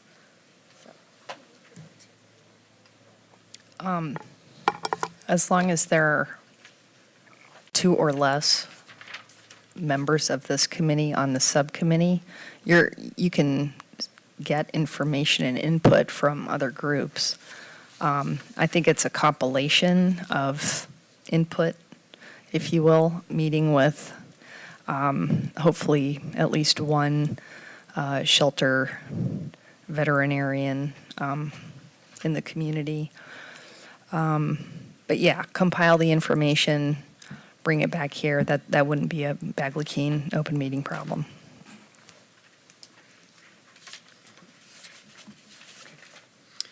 Okay, thank you.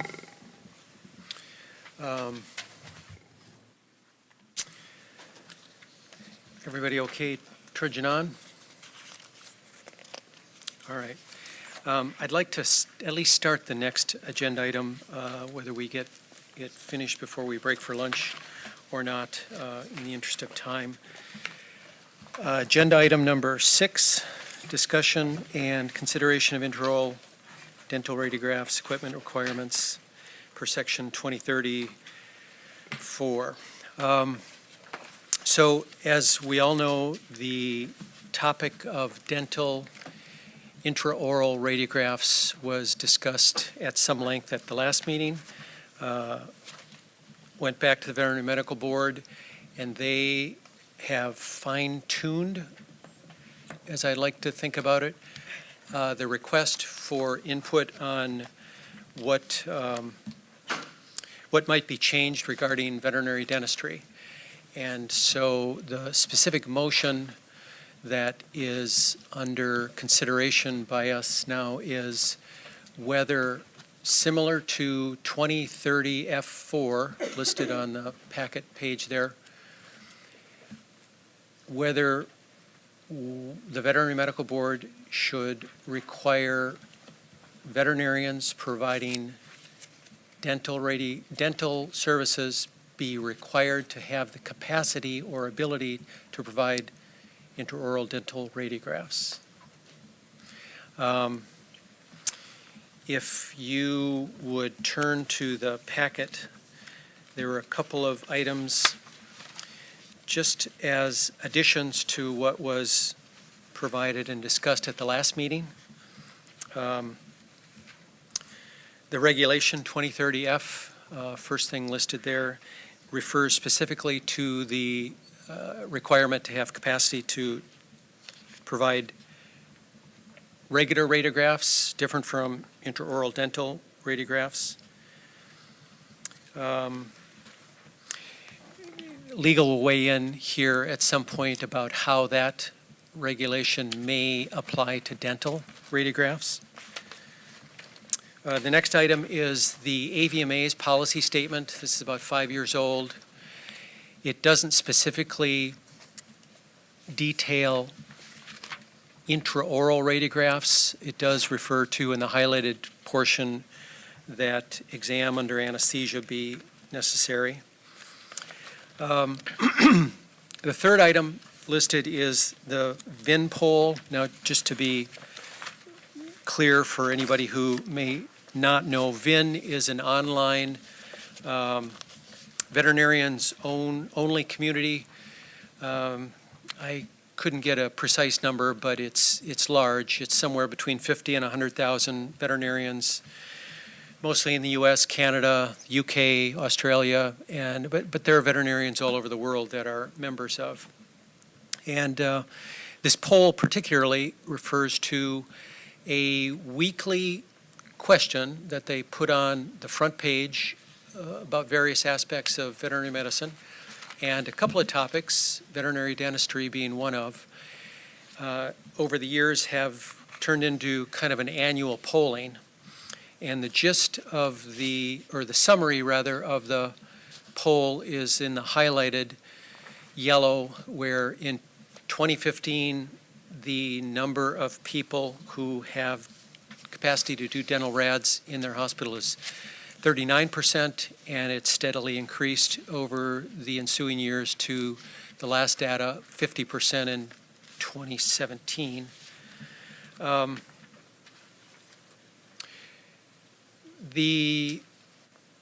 It's probably fair to say that these people are, I like to generalize them as progressive practitioners. For complete disclosure, I'm a VIN member, but I think because it's a group where a pretty substantial subscription is required to be a member of, these are committed people who I'd like to think want to do the best they can. Note that not all have dental x-rays, but there have been vigorous and many discussions about intraoral dental radiographs on VIN over the years. And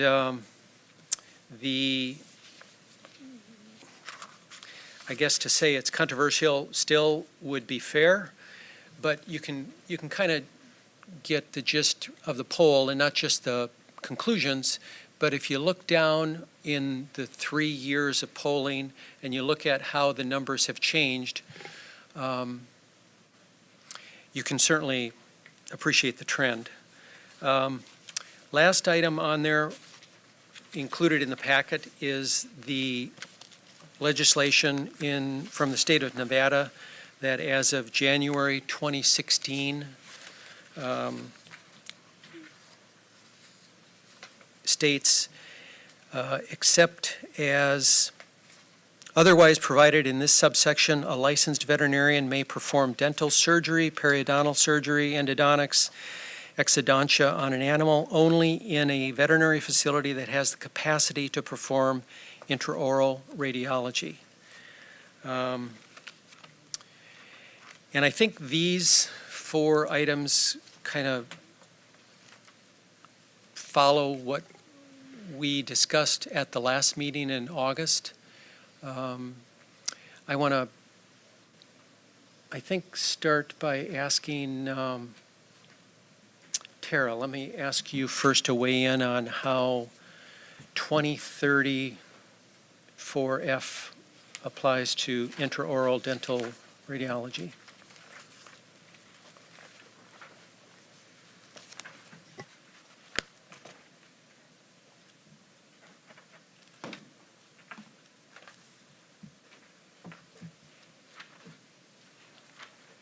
So I researched some of this offline, but then sitting here, I got to thinking, I keep hammering the difference between practice and location. So when I see 2030 minimum standards fixed veterinary premises and the requirement under subdivision F, the premises shall meet the following standards, the capacity under paragraph 4, the capacity to render diagnostic radiologic services. That's just the premises. It's not the practice of dental surgery. So when that really hammered it home with the Nevada language, because they're specifically creating a requirement for the practice access and utilization of dental rads. We don't have that. All we have right now is the standard for the facility to either provide dental rads or have the capacity to render them off-site or through other commercial facilities. So really today, it's more of it's a practice issue that we don't specifically define. But basically, if a veterinarian needed to treat an animal and under the appropriate standard of care meant that those dental rads should be performed, that's exactly how what the veterinarian would be subject to. The standard of care in providing treatment, obtaining the dental rads if that's what the standard of care called for. So we're back to, we've got a premises requirement, but we don't have a practice requirement. So are you saying that intraoral rads are already part of this as far as the practice goes, or the premises goes? Jeez. Right. So what we have here is the fixed veterinary premises. It is required to have the capacity to render diagnostic radiological services, either on-site or through commercial facilities. So it's just access to x-rays. That there's no requirement when you're diagnosing a dental problem that would require some kind of surgery or other dental treatment. There's no practice requirement to have those x-rays rendered.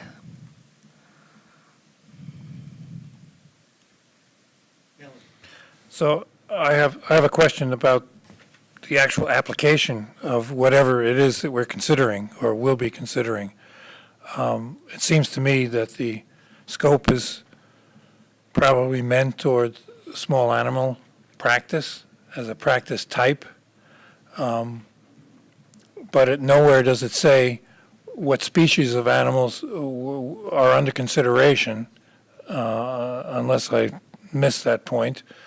An example would be equine practitioner who would be called upon to remove wolf teeth or caps on a horse in training. Should that practitioner be subjected to the same level of application as a small animal practitioner who's potentially dealing with a 14-year-old mouth full of rotten teeth that need to be pulled? Nancy, next.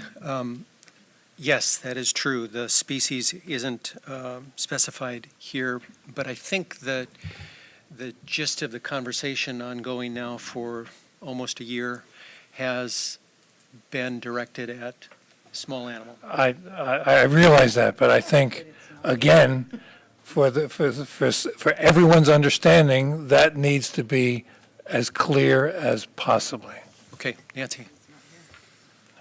My husband was a veterinary dentist, and I worked in that practice for about 15 years. And one of his pet peeves was always that people seem to think that the mouth is somehow separate from the rest of the body. The mouth is part of the body, and I don't see anywhere in the Practice Act where it is required to have radiograph equipment on the premise if you perform orthopedic surgery. And I would think there's nobody who would do orthopedic surgery without taking a radiograph, both before and after, but the Veterinary Medical Board does not require that. This section right here requires the ability to have diagnostic radiographs. That includes the mouth because the mouth is part of the body. I don't think you need anything else that you already have. It's already covered. If a veterinarian is doing dentistry and thinks x-rays are needed for that particular patient, then they need to have access to radiograph equipment, either in their facility or refer to someone else who can do it. It's as simple as that. And you don't want to start prescribing how veterinarians practice veterinary dentistry any more than you prescribe how veterinarians perform orthopedic surgery or medicine. So before you leave, by your read then, what is written here in 2030 F already includes It definitely includes, because the mouth is part of the body. The mouth is not excluded. Thank you. Committee? No, I was going to make a joke about the insurance industry seems to think that the mouth and the eyes are separate from the rest of the body when it comes to health insurance. I never understood that, but. I don't disagree. I mean, I tend to think that we can't, if we try to become more specific, we only hurt ourselves. By trying, I mean, look what we end up doing. We overregulate, and then we write ourselves into a problem. And so, this is very clear. We can't keep trying to tell people how to practice veterinary medicine. This is telling us that if they don't have the capacity to perform the procedure, then they need to refer to somebody who does. Because that's what we do. I would beg to differ. I don't think this says that. And I think in addition to that, the big difference in the context of small animal dentistry is different than were you to have a condition where you think you need to refer for an ultrasound or refer to endoscopy or often, in fact, most times, the point at which the decision to refer needs to be made is when the animal is already in your facility, intubated, under anesthesia, and so by definition, you have, if you will, doubled the cost, doubled the procedure by making a second anesthetic event necessary. And if that's the case, then I understand. I still don't think that having a similar statement as this one, just pointing out intraoral radiographs, I don't disagree with Alan when it comes to large animal. I mean, I think definitely that point needs to be made. But I think that a separate statement on intraoral radiographs needs to be, then could be stated. But I think mandating that somebody needs to have, I'm not saying we're not there, I mean, that we're not going to get there, but I don't think that we are there. There being, Saying that the minimum standard is intraoral radiographs. Okay. I don't think that we're there. okay, I don't think that we can say that that is a minimum standard. Kevin and then Meg. I just think we're getting awfully close to it. Our own attorney just used the term standard of care. Right. Radiographs aren't required for every orthopedic case, Right. but the standard of care in orthopedics is radiographs. What's the difference? Like she said, we're really cutting it very thin here. You know, I mean, Nevada just came right out and said it. If we don't do this today, we'll be doing this tomorrow. Well, I guess that's my point in terms of, you know, if we have other states already saying this, aren't we, we're following instead of leading, and we want to be setting, you know, kind of a, I guess I have to say, standard of care, even though maybe we're trying to stay away from that. What's wrong with the, this kind of verbiage that Nevada's already using? So I would substitute the term minimum standards for standard of care with what you just said. Per our long conversation at the last meeting, which I thought was very healthy and helpful, because there is a difference. I'm sorry, Christy? I just caution that one of the big things that he brought up last time that we talked about is it is minimum standards. And we want to be the best. And every practice should practice to the best quality that they know. And they need to be able to practice how they practice. And if that's the best, that's what they should be. But this board has to practice to the consumer and make sure that the care that they can get is affordable, available. And I worry that we can be making pet care not available if we say you are required now to put equipment into your hospital that not every veterinarian can go out and do right away. And not every veterinary owner can afford to do. So now veterinary dentistry is something that veterinary owners cannot afford to do because they can't afford to have their pet put under anesthesia because they can't afford the radiographs that are required because we're mandating that they do this. And that's the part that concerns me is now we're reducing the amount of dentistry that's being performed. Christy, I don't actually think that that we're talking about mandates that the x-rays be used. And that maybe sounds silly, but this is saying it has to be available, not that you have to do it in every case.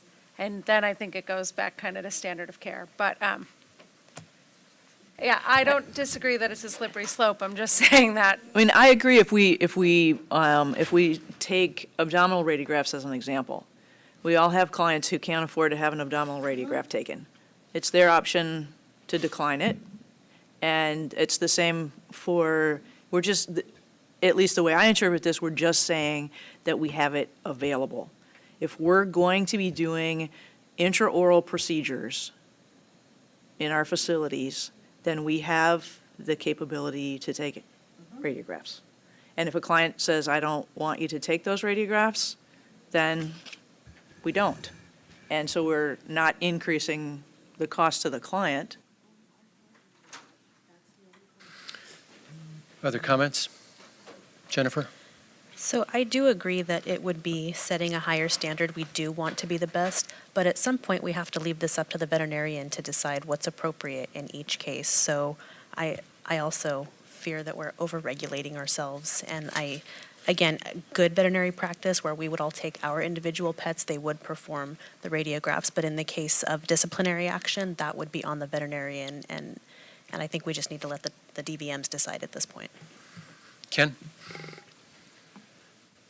So, yes, again, while it's ideal, now it's an added cost to that veterinary owner, that veterinary practice, so now they have to pay for it, so they do have to recoup those costs somehow. And then you can start going down the road. Every pet with hematuria should have a ultrasound of the bladder. So now are we going to require every veterinarian to have access to an ultrasound? Yes, they can call in a radiologist, but that may not be for a week. So can we start treating them prior to them having that ultrasound done? Or they need to be sent out to a specialty referral hospital where they can go spend. So, and we can take this, you can keep taking this down. So are we going to require veterinarians to have an MRI, a CT scan, the ability to, how many of our patients actually, our clients can afford to have their patients? Yes, we do have ability to refer them for CTs and MRIs, but many of them can't, and we treat them anyhow. So we're starting to get very, very prescriptive, and are getting close to becoming very so. And that's just burdensome on the veterinarian and adds cost to the veterinary practice, which are going to be passed on to the client, which is going to increase those costs and make veterinary care unavailable to many of the clients and pet owners. Thanks. Any other public comments? So this topic kind of morphed off of the RVT dental extraction issue that was first brought up in January. So we've been kind of working on this or aspects of it for the better part of a year.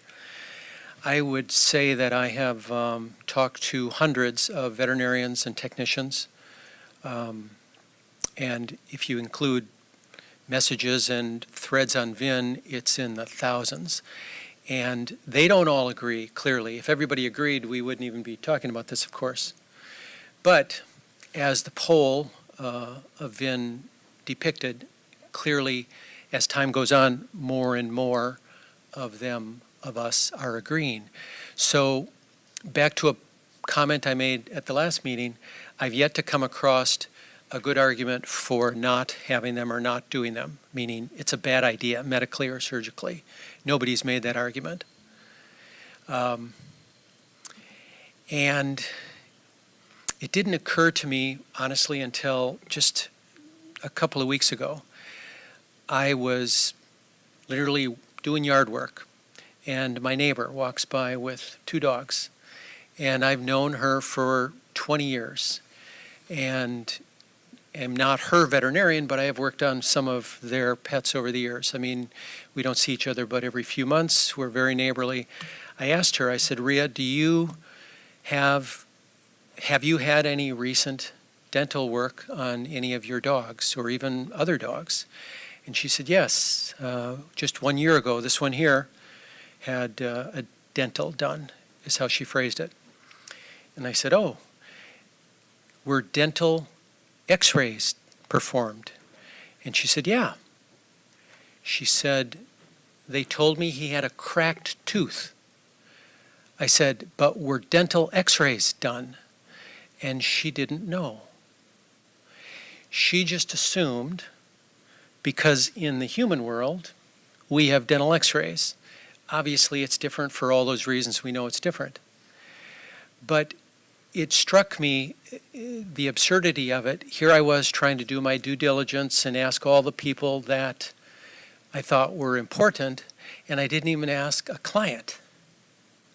And so I was struck by the observation that many people, I don't think she is unique in her view that if a dentistry is done on my dog, my veterinarian is going to do what's in the best interest of the dog and I just assume he or she is going to, in this case, take a dental radiograph, and that's how he or she is going to find out the pathology. In this case, a cracked tooth.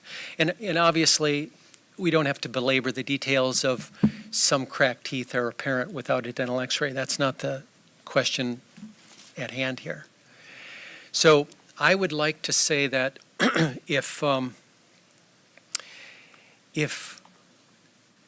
I'd like to see us make a decision on the question that the Veterinary Medical Board tasked us with, number one.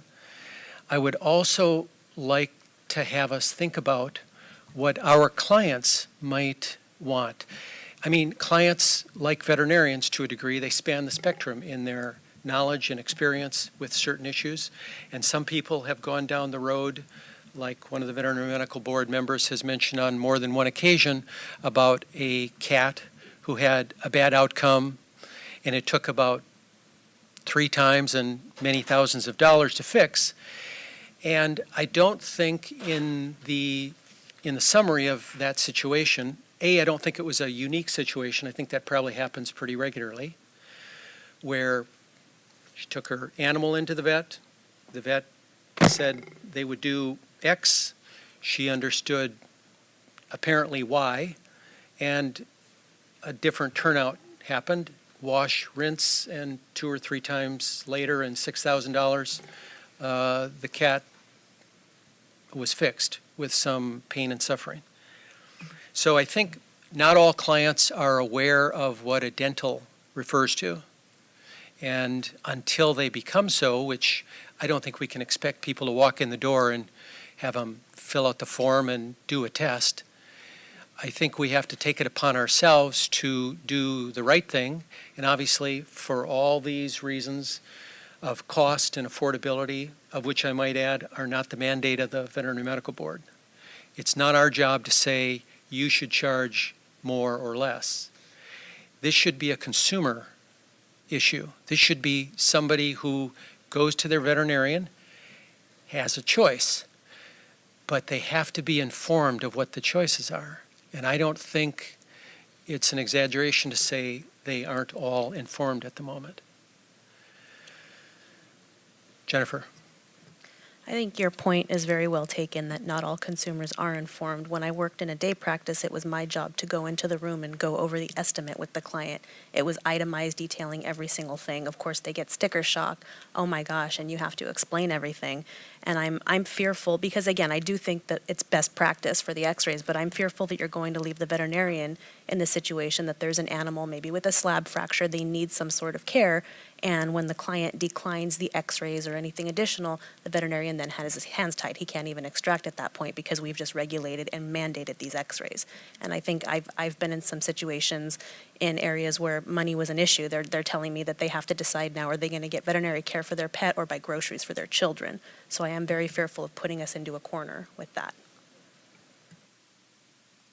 I think what we have there says you have to have radiological services. Certainly, I've taken plenty of x-rays of animals' teeth and jaws without having specific intraoral radiographic equipment. But we're being kind of duplicitous, because if anything goes wrong, the veterinarian is held to the standard of care. And the standard of care by our experts says we have to have intraoral radiographic capabilities to perform the COHAT, the Comprehensive Oral Health Assessment and Treatment. So, I mean, maybe it's just an education component of this board to our licensees to say, caution, caution, if you're doing this, you might want to look at what the best practices are. Because we really are, we're holding these veterinarians not to the minimum standards, we're holding them to a standard of care that is probably higher than what our minimum standards say. That's my worry. One question, hold on, Christy. I want to be clear, I understood what you just said, that we are holding them to? Every expert, our experts are going to be boarded dentists, veterinary dentists, and every one of them is going to say, these are the requirements to perform oral surgery I don't know if that's accurate. To my No. knowledge, our Everyone you- expert witnesses are, I don't think, all boarded dentists.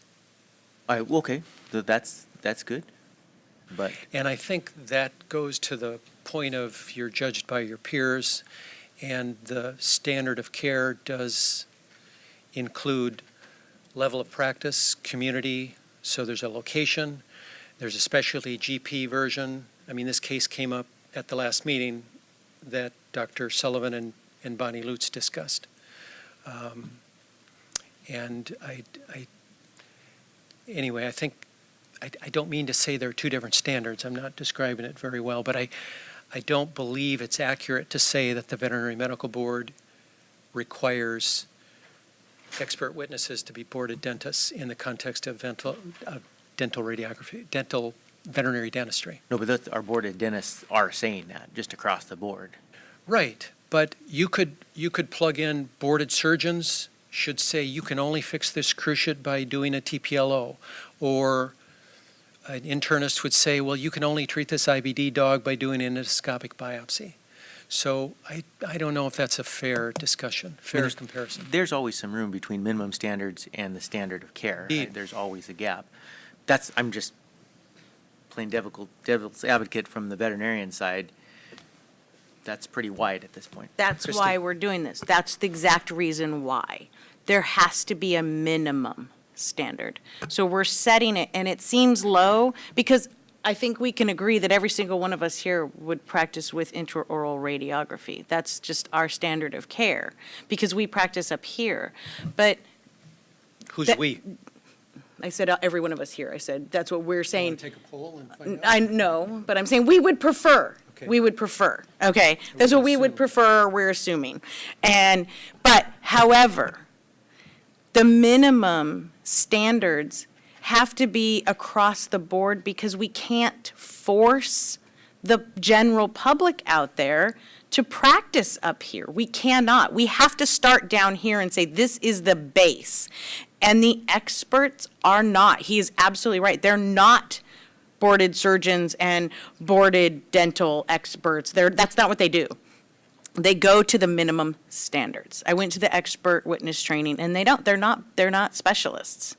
And they do look at the minimum standards. And they're really working on making sure they know the minimum standards. Because there is going to be a difference between standard of care and minimum standards. There has to be, but we have to only hold the general public to the minimum standards, because it allows us to be able to go up from there. And you can't go below it.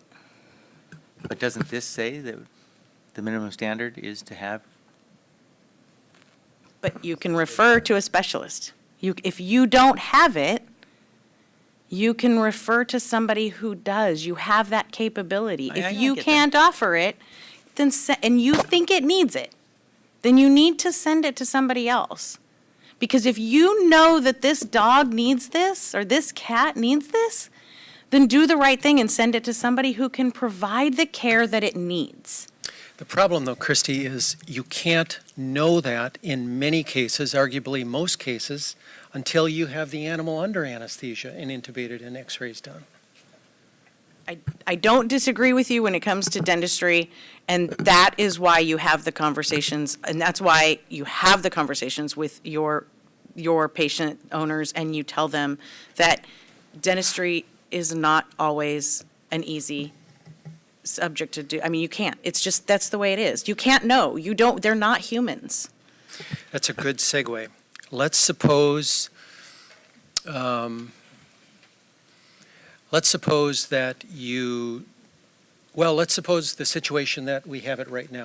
Intraoral dental x-rays are not required in any form of practicing veterinary medicine in California. Let's suppose that instead it was required that in the exam room, when the dental procedure, the COHAT, was recommended, you were required as a veterinarian to reveal, identify, demonstrate to the client that you do have or you don't have dental x-rays. What do you think about that? Stewart.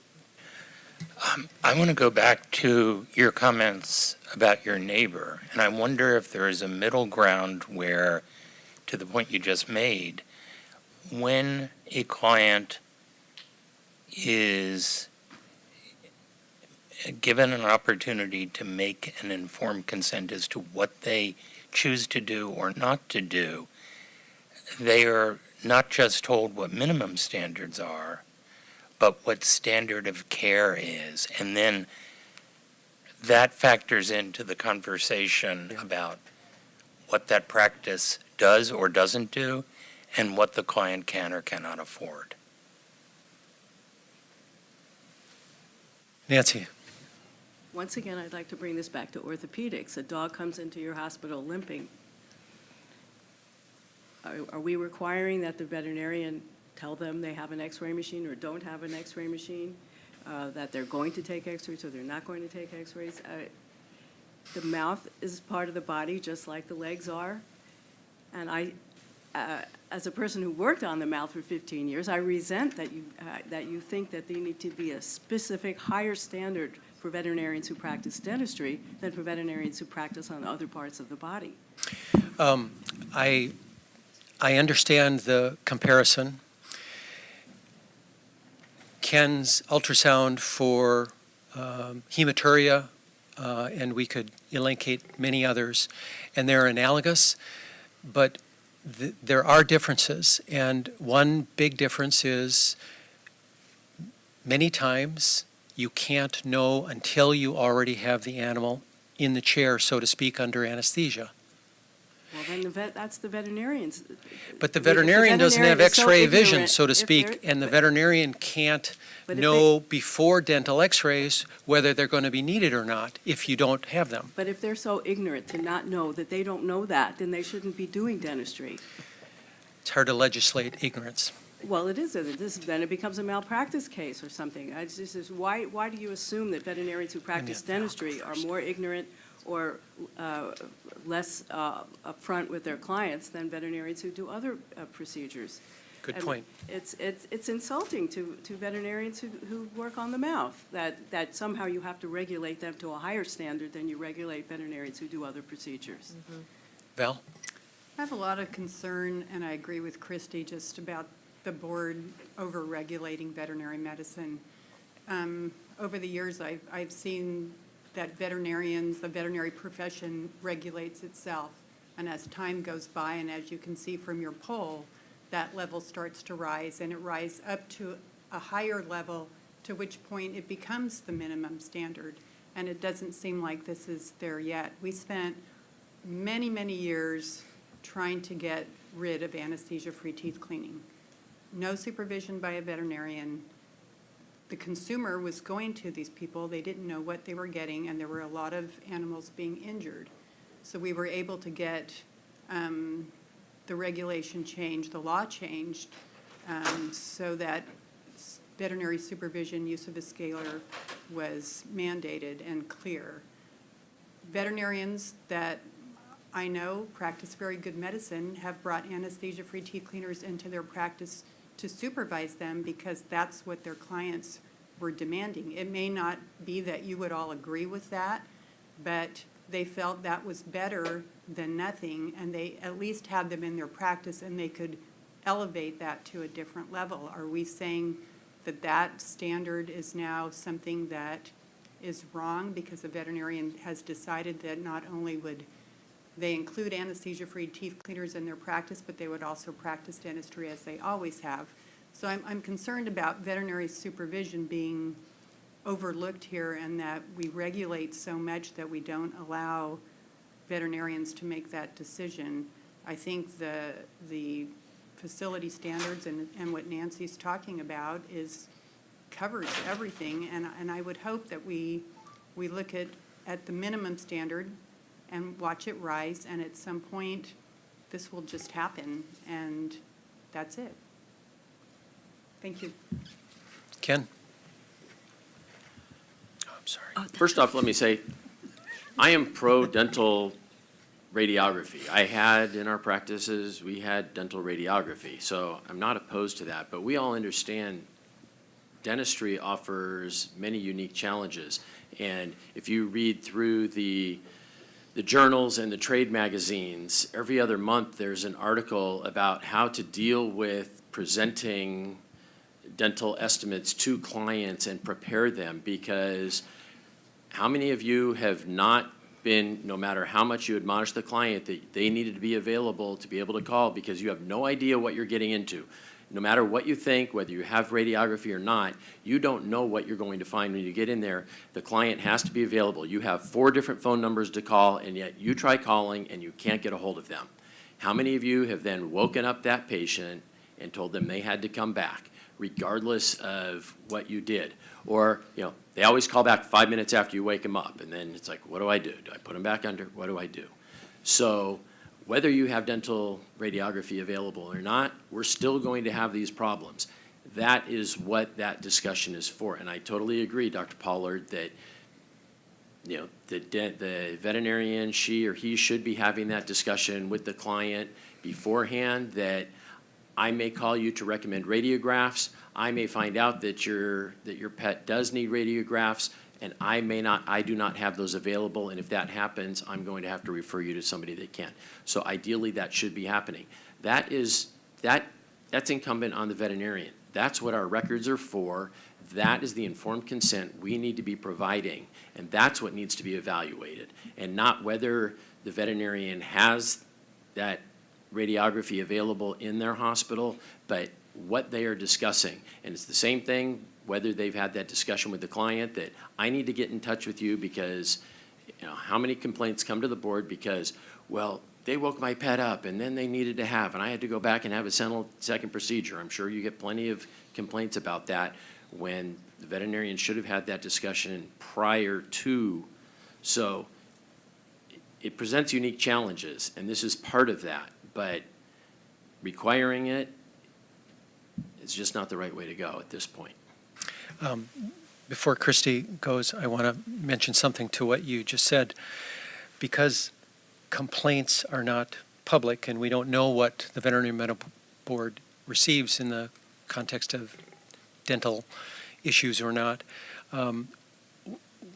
several of the VIN discussions included people who work in other states, or in this case countries, Canada in particular, on their regulatory body. And one of them made, not that I knew this, but it made perfect sense when he made the point that there haven't been client complaints about dental issues in Vancouver, in British Columbia, about having dental rads or not having dental rads. Rather, the complaints were always, and he used the term always, about veterinarians extracting teeth without owner authorization, meaning the client, as your example depicted, couldn't be reached while the pet was under anesthesia. So that is real. I will completely grant you that. Christy. So I wanted to go back to something that Nancy was talking about and that we've touched on and that you've mentioned. And we have to remember that this is a science. And no matter how many times you as a veterinarian try to say the informed consent and I don't know before I get in there, there are many things that you don't know before you perform tests. And that's why we have diagnostic tools. And sometimes that has to be part of your diagnostics. And that is why it's informed consent. You have to be able to utilize that. And that is not, this is part of your informed consent. This is part of your diagnostic tools that you have to use because this is part of veterinary medicine. And that's what I need to say that because you don't know, you have no other way of knowing. You can't take that x-ray when that animal is awake. So you have to use this as a diagnostic tool, but you have to use your verbal skills to let the client know that.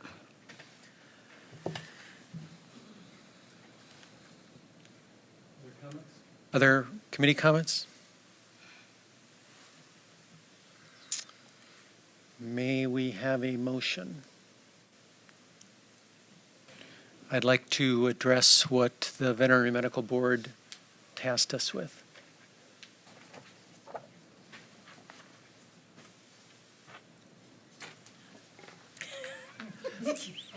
Okay, I'll refresh your memory.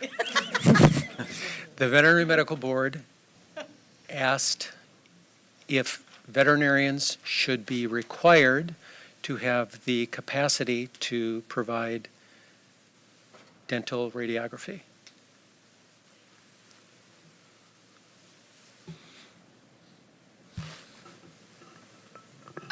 To clarify, it's currently required that they have the capacity to render the services. I think it was whether or not it's required to have it in their office. No, that's not my understanding. Ethan, can you go up to the top of the memo? No, there. In your premises, yeah. Oh, and by the way, while we're looking at this paragraph, 70% should be 30%. It's just a transposition because it's correct in another part of the packet. Yeah. No problem. If I could just suggest, the answer to that question is that it's already included in 2030F4. Dental radiography is no different than orthopedic radiography, abdominal radiography. You already are required to have access to radiography. I understand that, Nancy. I got that, the except answer. it doesn't That's the answer you can specify get. intraoral in 2030F. If it doesn't specify orthopedic or abdominal either. I remind you, the mouth is a part of the body, just like the legs and the arms are. So you don't need to specify the mouth. It's included. It's right there, fixed. It's fixed in the head.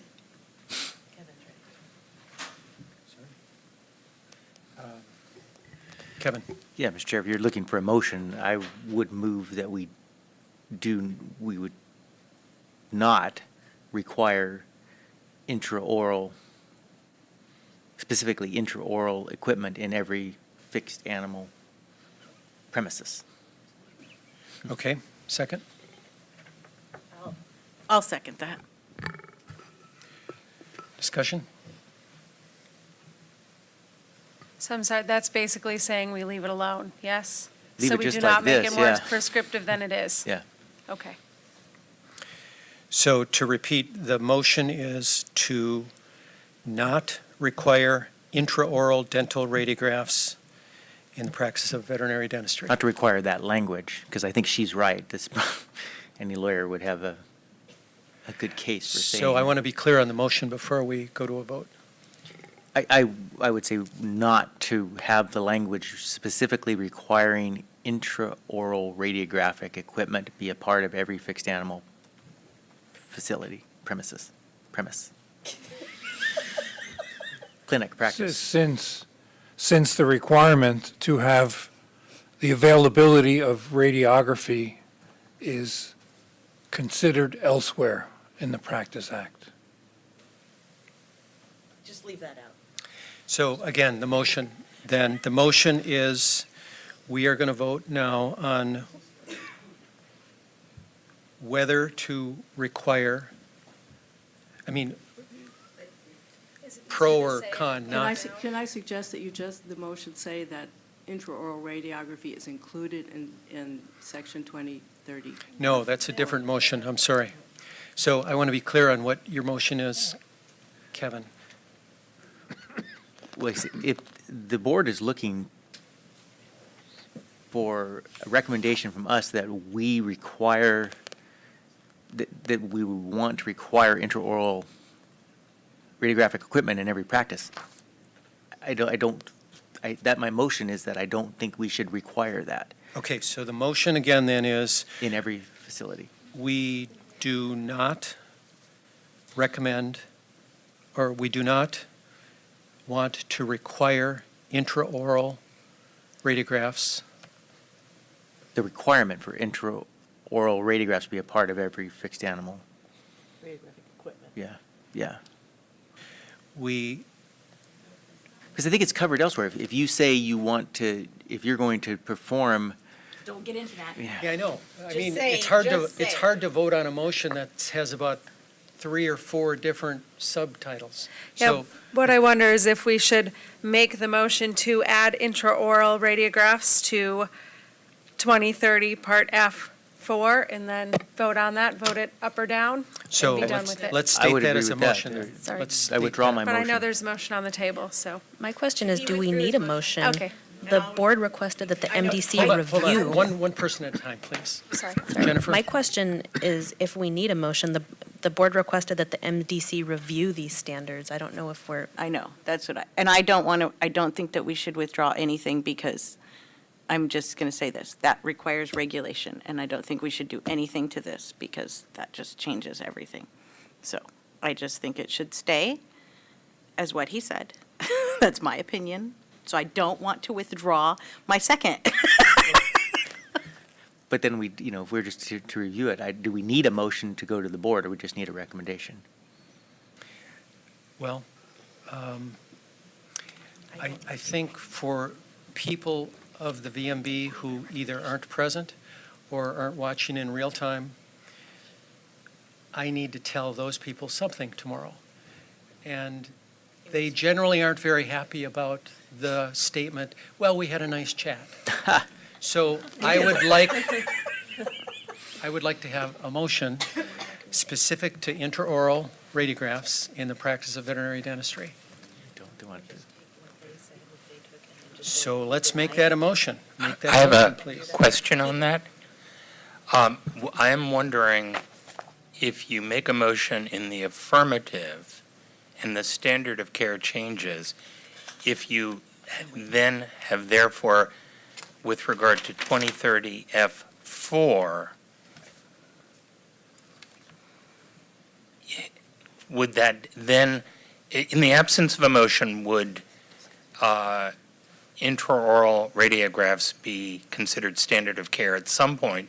But if we make a motion and specifically exclude that, would that freeze standard of care to no?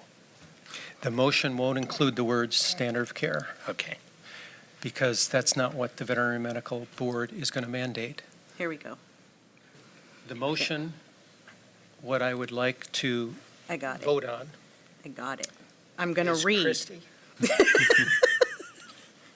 So, veterinary premises should not have intraoral dental radiograph equipment. No, Because that's Not what a they mo- wanted. Not a motion to the negative. should not have, yeah. Well, okay, I'm trying to read exactly. So, I'm trying to just read this and try to change it. I know, but I'm trying to, then I read the further thing, so hold on. Well, in the Right. same line that you're reading, you I know, can just- just Just not change it to not, but I'm just trying to, Precisely. I'm not trying to change it to not. Because if you write all this, it's right here, so you don't have to do that. Well, you have to make the motion then. I know, but he did it. I would We're do gonna my read- Did you motion. read it? I did, but I think there's a better way to say what I'm trying to get across, so that's why It's in the book. it's in So the on the book. memorandum, first page, second Yeah. paragraph, I thought it was the exact thing that you Second just line. read. starting with the word veterinary premises. Yeah.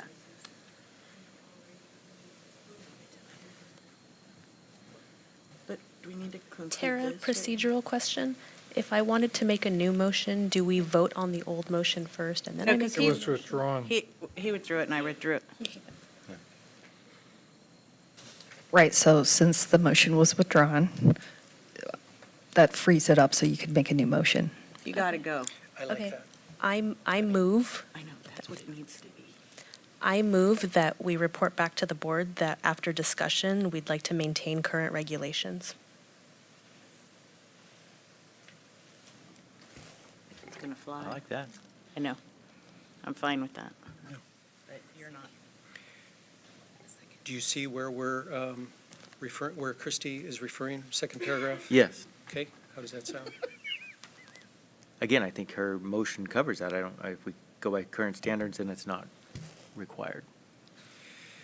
Okay, so let's make a new motion so we can have a vote. Restate it, please. I move that we report back to the board that we maintain current regulations. Then I- Second. Regarding regulations. dental radiography. Any discussion from public? Nancy?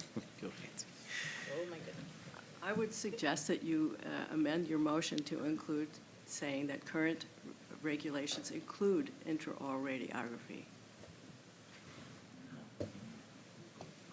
Tara?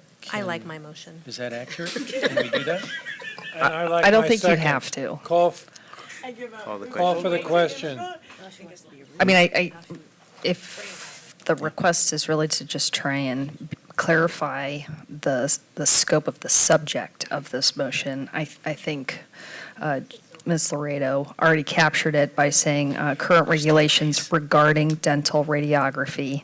I don't think we need to go so far as to say that 2030 F4 already includes dental intraoral radiography. That it does not already include that. We don't have to have a motion that says that. I think Jennifer's motion is sufficient because we're addressing dental radiography. Okay, got it. Okay, so restate the motion is, To report back to the board that after discussion, the MDC recommends that we maintain current regulations regarding veterinary radiography. okay, and there was a second? Yes, there was. Dental radiography. Okay, let's call for the vote. Dr. Pollard, No. Ms. Pulowski, Yes. Dr. Druces, Aye. Dr. Lazarchuk, Aye. Dr. Warner, No. Ms. Shipfold, Yes. Mr. Ekman, Yes. Ms. Laredo. Yes. Motion carries. Okay. 226. Let's break for lunch. Committee, this is Christy Pulowski and Stuart Ekman. I'll turn it over to them.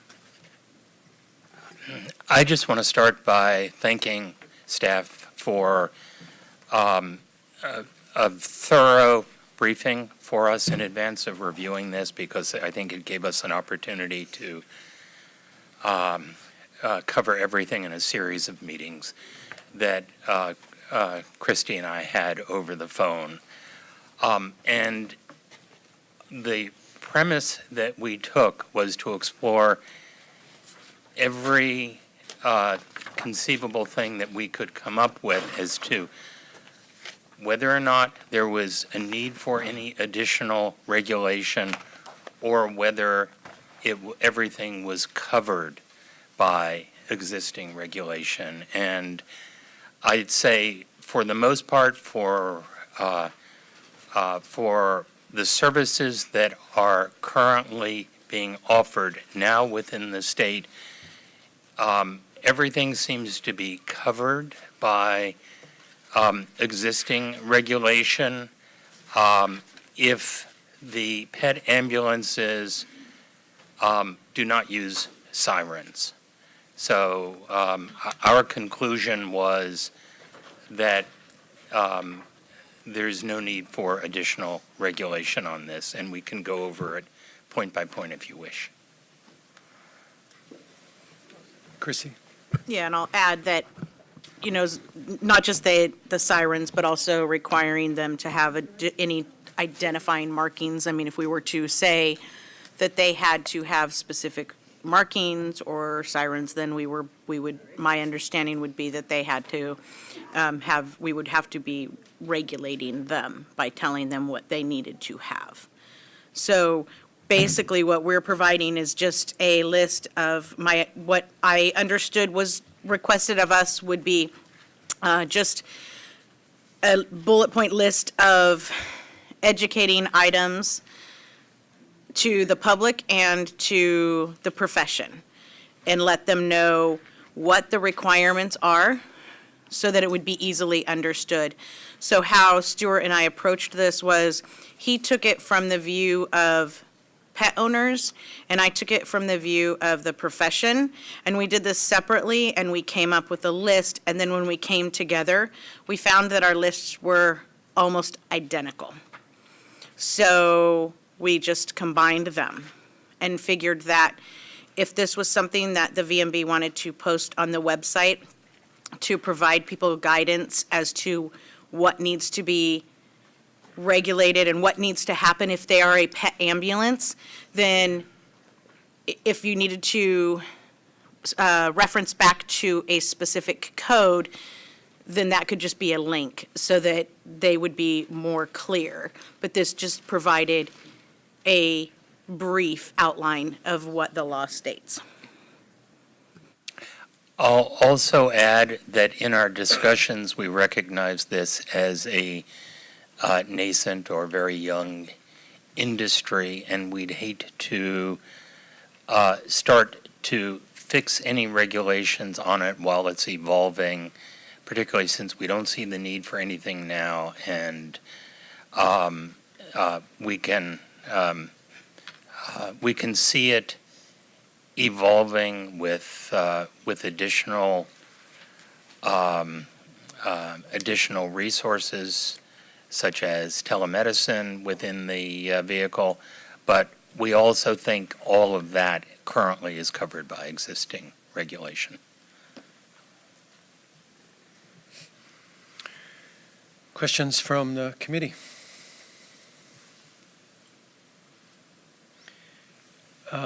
I know Tara had some points that she mentioned, but mostly I think are going to be dealt with staff.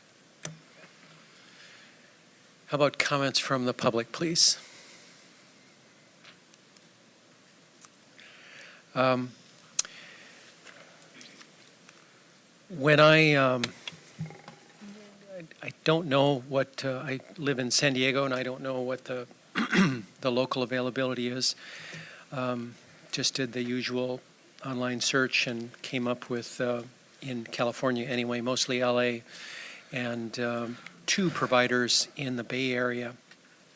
And it seemed to me like they fell into one of 3 categories. People who were just taxi services, and they delivered the pet on a scheduled basis even. A mobile service, kind of along the line of a large animal Laboy truck that had a practice and went from place to place. And then the true, at least in my mind, emergency transport. And, you know, I don't know what you have found with regard to the incidence of those, if there's a numbers, meaning number of practices in the state, if that's even important. But I wonder how many of those are operating. My guess is most of them are going to be attached to a premise, so they'll operate under that premise permit. So there'll be veterinary oversight. But I don't know who's in the truck or vehicle, if it's an RVT or a veterinarian. And I wonder if there are cases where it's neither.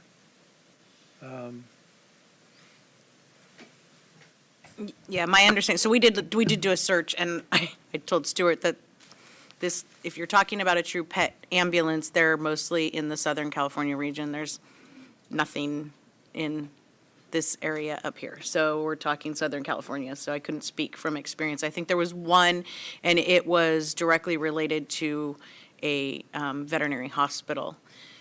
So what my understanding was in listening to the VMB's comments and listening to the comments that were made from the meeting here repeatedly, I went through the meetings over and over just to make sure I had everything.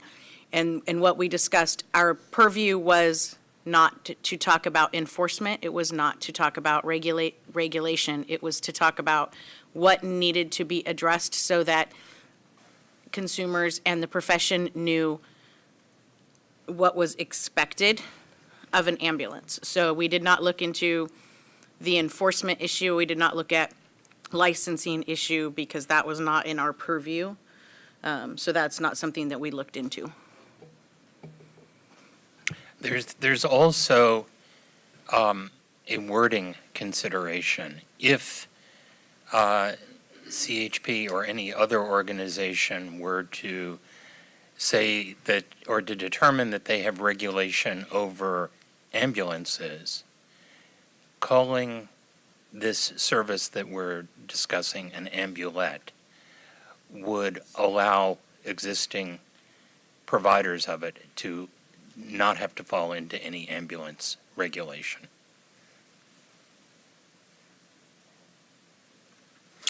Okay. Any further questions? Ellen? So, so what then would be the definition of an ambulette?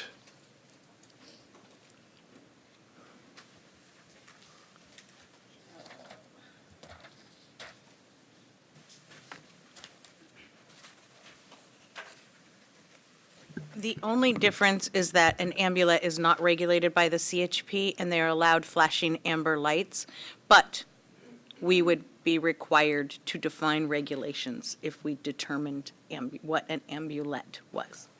So there is no definition. We're just saying that, you know, in the part, when it starts with, it is the recommendation of the subcommittee, and that's obviously something that you would have to determine, but that part is for the committee. That part was left, I had a little note there, but, you know, one of the concerns was that CHP, whether or not they wanted to be involved in this. So I don't know how much involvement they want in ambulances. And so do we want the words pet ambulance? Do they have to have pet ambulance on the side? Is it okay if it just says ambulance? I mean, what determines that is a concern? Can it just say ambulance? And is that a concern for the CHP?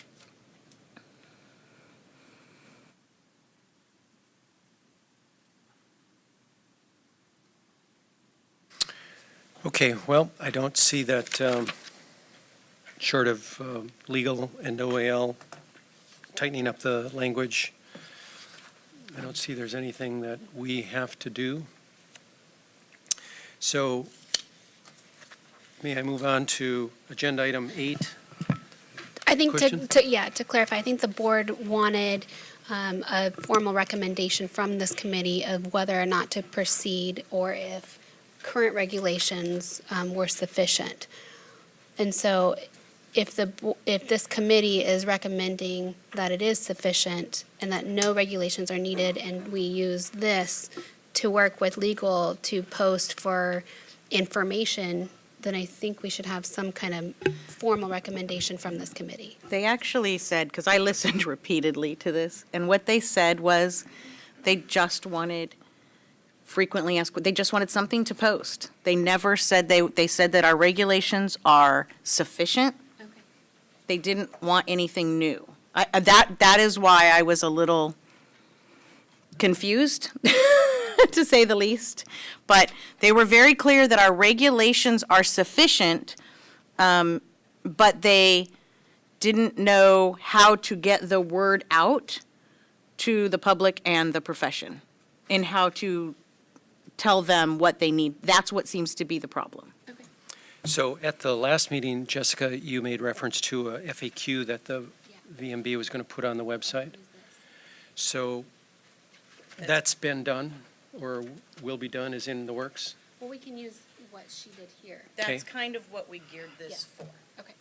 Okay. So I don't see, potentially, correct me if I'm wrong, do we need a motion to that effect? I think you should do a motion to recommend this document as the board's FAQs on this subject. Okay, that's good. Can I have a motion? May I make just one comment before the motion? When Christy and I went over this, we were looking at whether there should be a document, an FAQ for the consumer and a document for professionals. And as we were merging our thoughts and documents together, we thought this single piece should be able to cover it for everyone. So I just wanted to clarify that. Okay. Okay, so let's make a motion for something I can take back to the board tomorrow to recognize. Dr. Pollard? Oh, I'm sorry, Dr. Nunez? That's why we're all sitting silent. Can you hear me? The two board members that were most interested in this topic were myself and Judy Mancuso. So what the board wanted, what I wanted, I don't think that sufficiently answers the question to say that a pet ambulance is a mobile practice and it's covered under regulation. Because the concern specifically, or maybe in Los Angeles, is that there are services out there that are advertising themselves as pet ambulances that are not mobile practices. You know, they have oxygen on them, they have drugs that they are asking the veterinarian should they be administered, and they're not associated with any hospital or have a permit as a mobile practice. So. But our existing regulations cover them as a mobile practice, so when it states that pet ambulances must also meet the standards set forth for small animal mobile clinics regulated by CCR 2030.2, which addresses minimum standards for any trailer or mobile facility that focuses on care of domestic household pets and are required to be registered by the VMB. So if they're not, then They're breaking the law. and it's only going to be a matter of complaint driven. Right, which is when you guys stated that this was not, it's not an enforcement issue on our behalf. It wasn't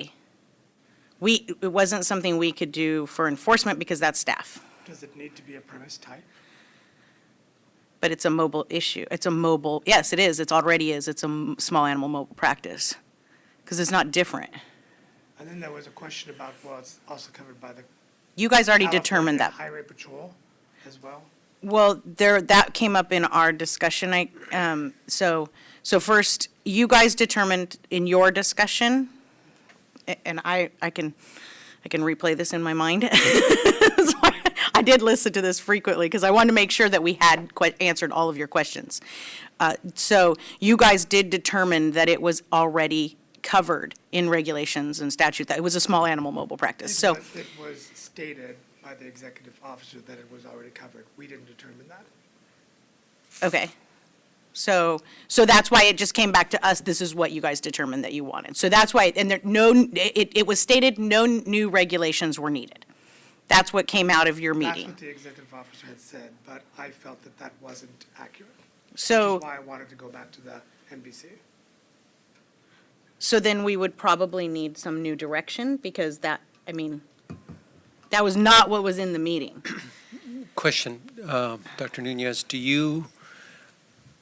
those examples you just listed, oxygen, drugs, if those indeed are going on, they would be unlicensed practice, no? Right.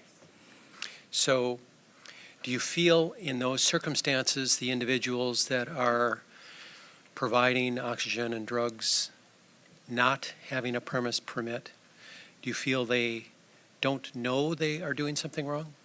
Well, not only that, but I'm also not saying that there's not a need for it, because there is a need for ambulatory service in human medicine, and I think also in veterinary medicine. So I don't want to squash it out completely. Right. But I do want to hopefully bring it under our jurisdiction of regulation. I guess I wonder too, in that category, and if there are more than these, just, be sure to let me know, but taxi, mobile, veterinary, and emergency, it seems like in the public's mind, the one that would fall under the thought or category of a ambulance is the latter, the one who is providing emergency drugs and oxygen, and if they don't have a premise permit, I can't imagine they don't know they're doing something wrong. Right, yeah. I mean, even mobile practices there's so many mobile practices out there that they can't serve as ambulances to take the vet or the patient to the veterinary hospitals. Especially in Los Angeles, there's plenty of pets that need to get even from one hospital to a specialty hospital. Right. There's a need for ambulatory services there. So, yeah, because we just defined the two categories. The ones that, and that's how we stated it, was you're either performing veterinary services or you're not. And if you're performing veterinary services, then you are this category and you need a premises permit. Whether it is then, now under that category, you are either tied to a veterinary hospital and you have that license, or you are not tied to a veterinary hospital and you need your own veterinary premises permit. So that's how that's split off. But if you're not performing veterinary services, then you're fine. I mean, So if you're a taxi, you're fine. Well, but I can also give you an example. I am in a non-24-hour practice. It's very well equipped, but say, for example, I have a heart patient that's in an oxygen cage. It's getting near closing time. I want to transfer it to a 24-hour facility. I'd love to transfer it into an ambulance. That's not necessarily a mobile practice, but it's a veterinary ambulance that has the ability to put the pet in an oxygen cage and transfer it to a 24-hour facility. But it's providing veterinary care. It's still providing veterinary care that you can't get, it's still providing the practice of veterinary medicine. True, but you can see the need for an ambulatory service type of I don't think anybody's, I mean, I'm not saying it doesn't, but. it already exists. But, right, but it's still, so if it's providing the practice of veterinary medicine, it has to be associated with a veterinary premise permit, or it needs a premises permit of its own. If I've made if I prescribe the need for oxygen between my hospital and West LA, where the case will be taken over by the West LA doctors, we need to have a third doctor take responsibility for the transportation. Why wouldn't that fall under your license? It could, if I had a reliable ambulatory service, If, do it. but that's your decision. If the ambulance, is the ambulance related to you at all times? I don't have that much need for an ambulatory service that it would stay in business. But I mean, but that's what we're stating as it is written now, and that's what you guys stated at your meeting. So it's either associated with a veterinary hospital premises permit or it wasn't. And I think that's where we would have to get direction from the veterinary medical board to decide that we needed, Well, I've told you what yeah. I was hoping to have answered, and Yeah, I know. I'm saying if we need a new category, And then if wouldn't there- we if need there- direction if from there the veterinary actually is, medical then it's board? already covered by regulation. Because that's not what we were I'll probably just kick it back. in the. Okay, so I have one clarification. Each veterinary premises, if they are registering, they have to identify a supervising or managing licensee. So if you contracted to have a third-party ambulance service, if they would have to have a premises registration and identify the managing licensee who is overseeing the care on that mobile unit. Alternatively, you are transporting it to a 24-hour facility that has a mobile unit that goes out and picks up the patients to return them to the 24-hour facility. So, And even in a big place like Los Angeles, I don't know of any hospitals that has that. Maybe one or two. which is fine, because that mobile unit would be covered under their fixed facility premises registration. And then that would have its own managing licensee identified on the registration. So I think as far as we're talking about supervision, it would be covered because of the identified licensee manager, whether it's an associated mobile unit or its own traveling premises. So to the extent that you've identified a pet ambulance service that you're concerned is not registered, and this is how we would find out whether or not there was an enforcement problem. And that's really the only way we can start to identify where the issues are, as well as getting the word out that a pet ambulance needs a premises registration, in addition to all individuals providing animal care need to be properly licensed or registered in accordance with their tasks that are being performed. So I'm not sure there's anything else to do right now, other than, if the board wants us perhaps to add some kind of qualifier to mobile clinics, that it includes pet ambulances. I'm not exactly sure what more there is to do in terms of clarifying the statute and regulation. Except for wait for the complaints to come in. That's what we'll do. Well, yeah, I mean, separately, board enforcement, to the extent they have the bandwidth, could, run searches for pet ambulances that are advertising veterinary care services in transit, and they could go after them that way. But as we know, there are only so many people on board staff. See. I mean, the current definition of a small animal mobile clinic is way overbroad for a pet ambulance. It requires many things that would not be necessary for an ambulance. And I haven't heard anything about who it is, the personnel that are operating these ambulances, what kind of qualifications they have, if any. It looks like you really need to, if this is something, if there are a significant number of pet ambulances, or if this is something that needs to occur, that it needs to have its own definition, because tables, hot and cold running water, power, floors and tabletops, indoor lighting for halls and wards and reception areas. I mean, none of these things apply to a pet ambulance, which in many cases may just be a van, or a car, or a station wagon. I don't know what they are like. I've never seen a pet ambulance. But I think perhaps you need to start over and figure out if there is a need for a pet, if there is a need for a pet ambulance, does it need a special category? And do we need a veterinarian? Does it have to be a veterinarian who is the licensing manager, the premise permit, the whole bit? Is it the same as every other way that veterinary services are provided? But the current definition of a small animal mobile clinic just, I don't think, would work at all for a limited service pet ambulance. Thank you.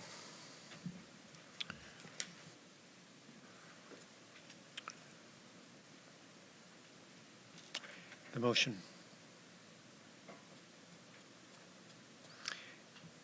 Something to the effect of putting forward what language the subcommittee has put together? I would move that the language that we put together be forwarded on to the board for their approval and posting on the website. Second? Somebody? I'll second. Discussion?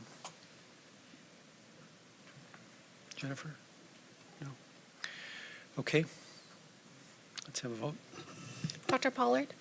Yes. Ms. Pulowski? Yes. Dr. Druces? Aye. Dr. Lazachet? Aye. Dr. Warner? Aye. Ms. Schifelt? Yes. Yes. Mr. Ekman? Yes. Ms. Laredo? Yes.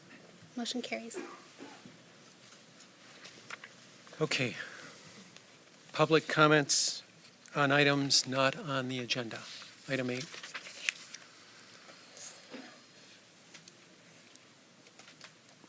Agenda item number 9, future agenda items and meeting dates. We'll start with meeting dates. We've kind of broached on this already. So the only caveat here is for April. We are scheduled to have it in Riverside, Mission Inn. However, if we're able to get Western to accommodate us in April, then we'll have the meeting at Western in Riverside, and then October would most likely move to Sacramento. So we'll have a Sacramento location. The Sacramento would then be, in that case, October. Got it. Correct. Okay. Okay. So future agenda items. The next meeting in January would be a meeting where I'd expect Dr. Lazarchef and myself to have met and gone over another closed case review. The shelter medicine, back to the subcommittee for discussion on herds, and flocks, and murders.